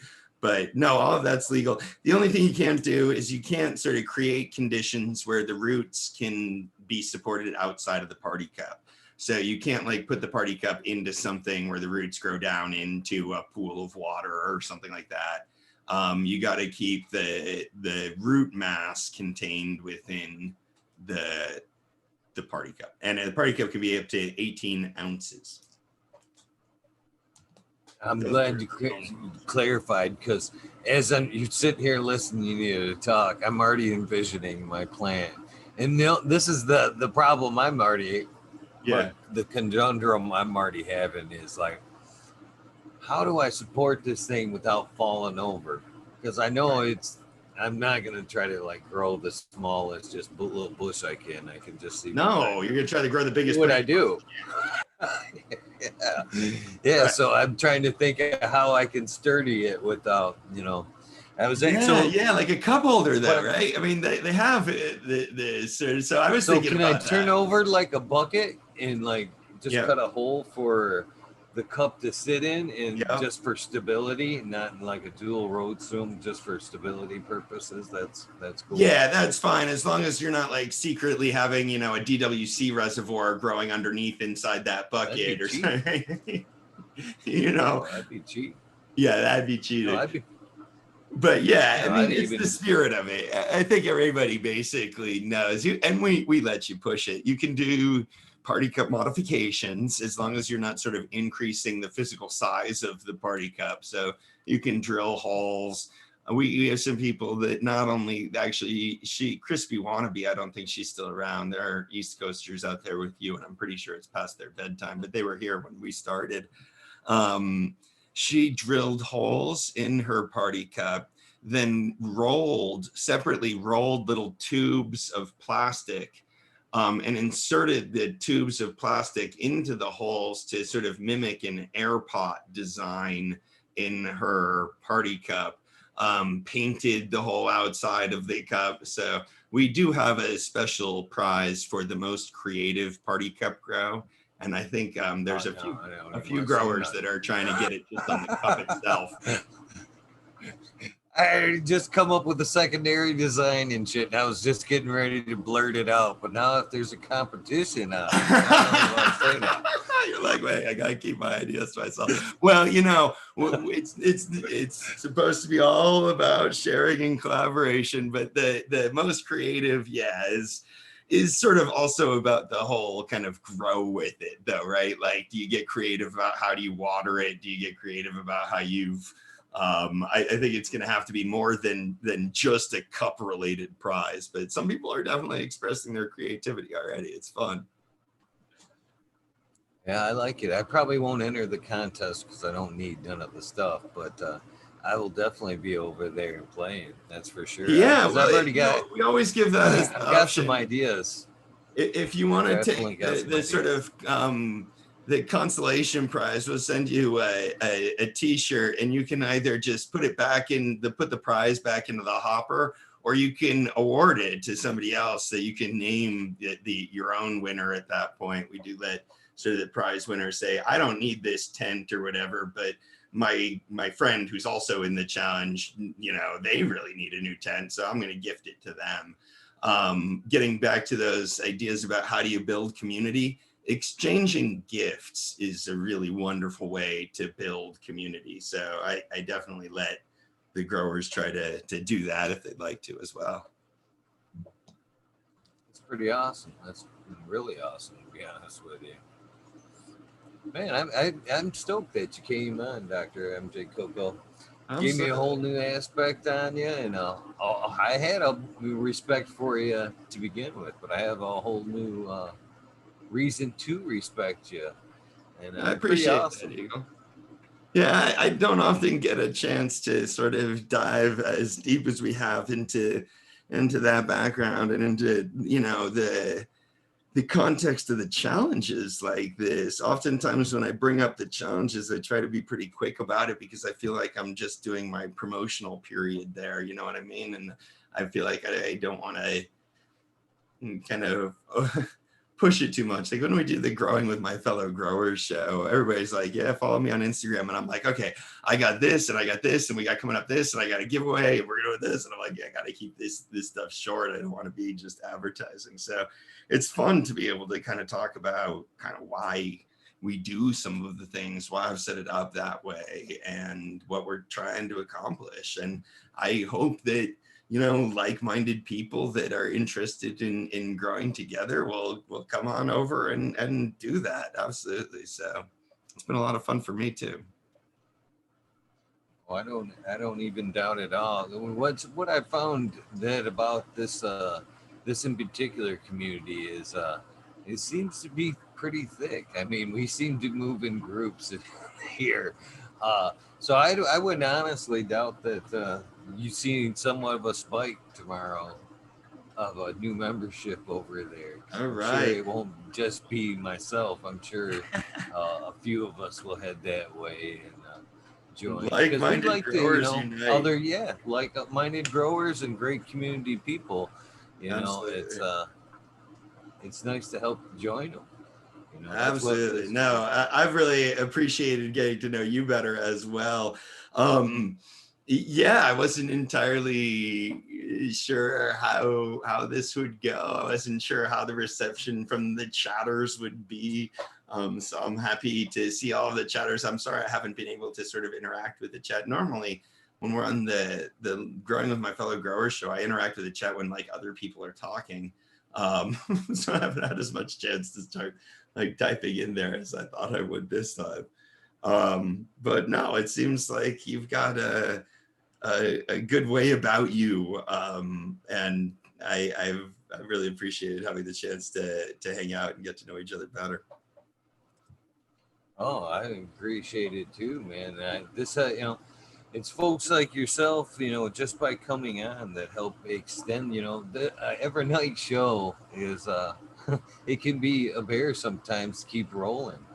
And great people like yourself get to, you know, you've helped me another night, another day. Helped you get through another night. Possible. Yeah, we went pretty long here, didn't we? I guess a little bit longer than I'd quite anticipated. We're approaching the midnight witching hour out here on the West Coast.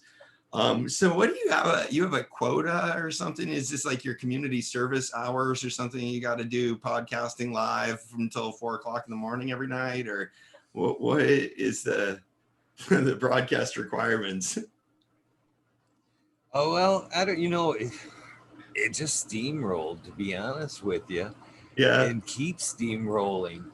I mean, it just keeps getting bigger and bigger. It started off being, a half hour, and then it started going a couple hours, and then it kept growing and growing, and then it ended up getting so big that it just kept rolling. And now last night it went to last 2 days.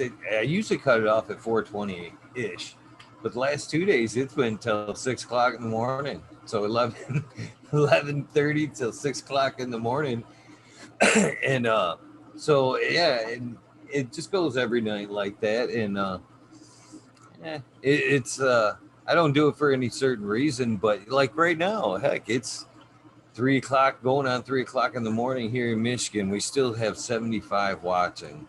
I know.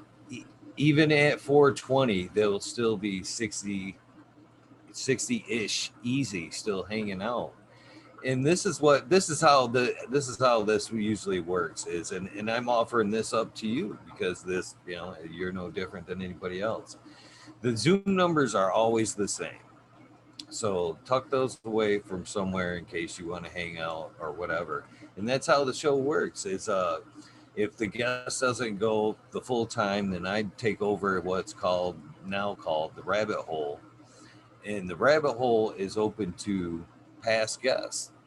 Anybody that has been on the show before uh, is able to jump in on the rabbit holes.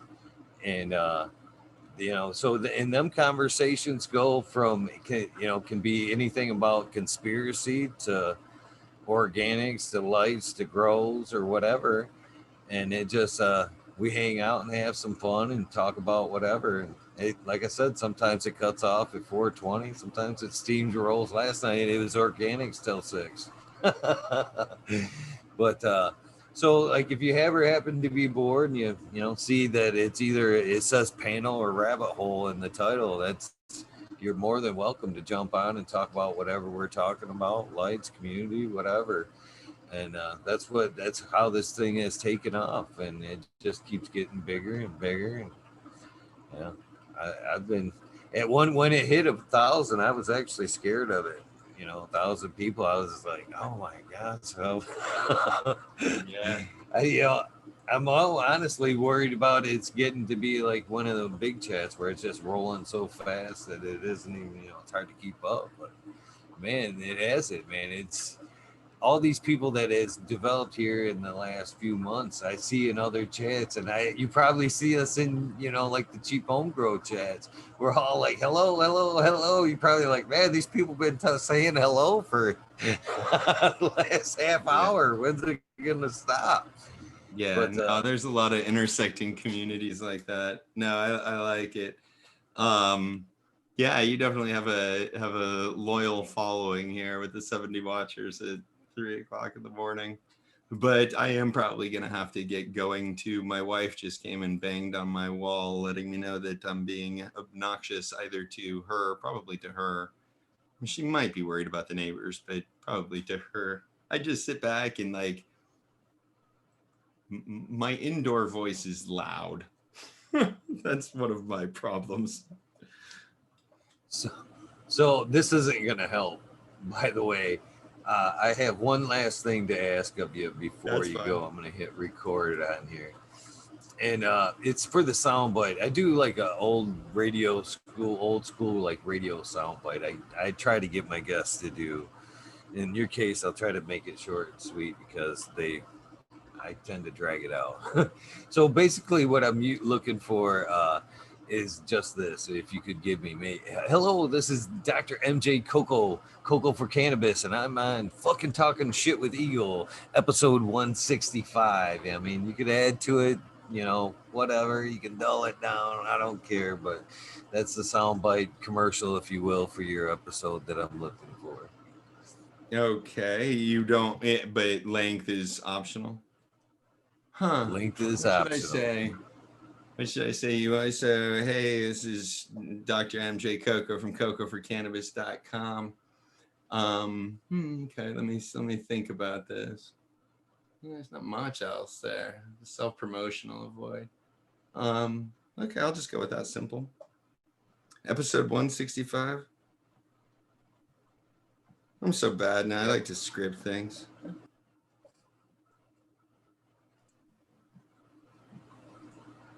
worries with it. And then actual is like you're gonna put this on like the Instagram post or something? Yes, sir. This would be luring them to your episode. All right. Are we recording? We are just a segment.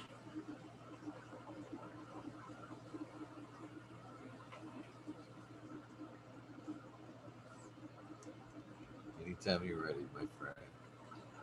Anytime you're ready. You're ready? Is that what you said? Yeah. Yes, sir. All right. Hey, this is Dr. MJ Coco from cocoforcannabis.com, and I am fucking talking shit with Eagle on episode 165. Join us. We get into all sorts of fun things about this spirit of collaboration, growing together, and really, you know, why we love to grow. So hope to see you there. Nice. They just get better and better every time. That's fucking awesome. I do thank you for your time and hanging out. This has been but even better than I thought it was. I knew this was going to be a good episode, but it topped my expectations for sure. Thank you so much for popping in. You want to go ahead and plug your stuff, your Instagram, and all that good stuff. Yeah. Before Well, you go, so they can. First and foremost, Sorry. if you can join us in the challenges, come by cocoforcannabis.com/challenge and sign up. Get on our challenge mailing list. Be eligible. Make your journals. We're gonna keep registration open for the current challenge through this month. Up until the flip date, and then we'll start signing up for the New Year's Grow Challenge. So if you're interested in growing together, but you can't do it by October 1st, start kind of putting your stuff together to grow with us on January 1st. So cocoforcannabis.com/challenge. You know, we didn't get into a lot of the light stuff, but I've been doing a lot of work with lights. If you're interested in the Grow Light par testing or my Grow Light physics video, if you want to get into understanding LED lights and par and PPF and PPFD and all that, I'll invite you over to my YouTube channel and check out some of my YouTube videos and our Grow Light guide at Coco for Cannabis. And of course, on other social media, I am at Dr. MJ Coco on Instagram, Twitter, Facebook, YouTube. So find me in all those places. A lot of fun, Eagle. I really enjoyed the show. I enjoyed all of our topics of conversation. Grower love to everybody out in the chat, and grower love to you. And I hope that we get to pursue some of this, the ideas that we talked about maybe growing together, figuring out ways to align future events and stuff like that. It'd be a lot of fun. Yeah, I'd like to have you back even sooner. I mean, you definitely dropped the information on your videos on the website, but I'd like to get you back and talk lights one night. You know, if you got some free time in the future, that'd be awesome. Absolutely. Yeah, I'd be happy to come back and talk about lights. I am going to be pretty buried in lights for the next month. I got 3, maybe 4 lined up that I'll try to get out by October. So I'm testing some cool lights. I'd love to come on, talk about the metrics, talk about sort of why we do some of the things, why I set up the tests the way we do. And also, you know, how light works in a grow space. I think there's some cool insights to some of that stuff. So it'd be a lot of fun. I would be happy to come back on and talk about that stuff. Man, that'd be amazing. That's one of the subjects. It's like organics and lights. These guys can't get enough of. That's for real. Cool. I would definitely come back and talk coming lights. back and talking about lights. Absolutely. A lot of fun stuff. And, you know, in the meantime, if you guys are interested in that, go and check out some of my videos and get your questions ready. So when I come back on fucking Talking Shit with Eagle, we'll have all that, all your kind of questions and sort of know how to get into that material. But I'd be happy to come on, Eagle. I had a lot of fun. I sort of enjoyed the experience, and just let me know when you'd like to have me back. I will, and look forward to be sometime soon, because I'm, like I said, every day is a challenge, and I'm always looking to get somebody on. And amazing guests that have a lot of knowledge are the best ones. So yeah, look for that invitation. Look for that invitation. Will do.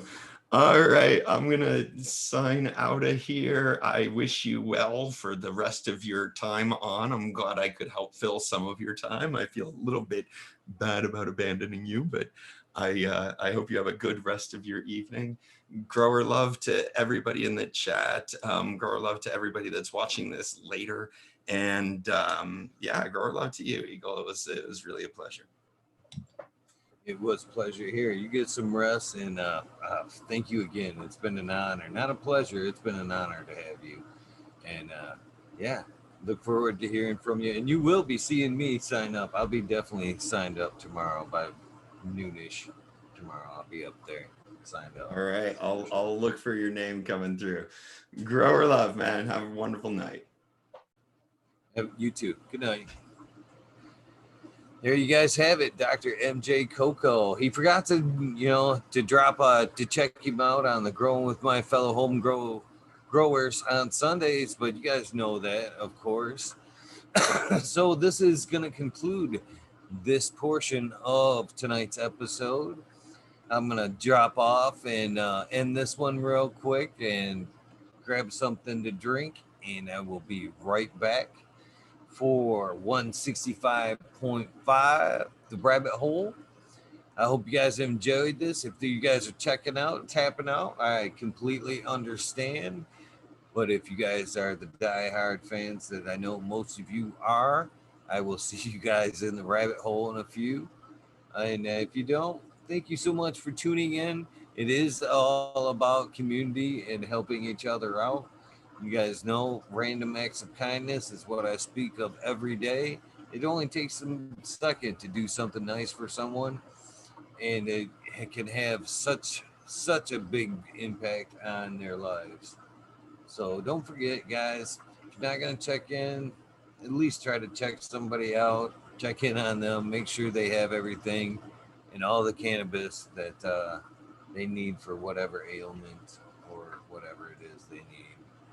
But I'll see you guys. Thank you, Red Hot Flyer. A couple quick shout outs. Thank you, Red Hot Flyer. Thank you, Chris Mertz, for tuning in tonight and saying kind words. And thank you to all you guys. Green 13, you guys are an amazing, amazing group of people. I'll see you guys in a few. Good night.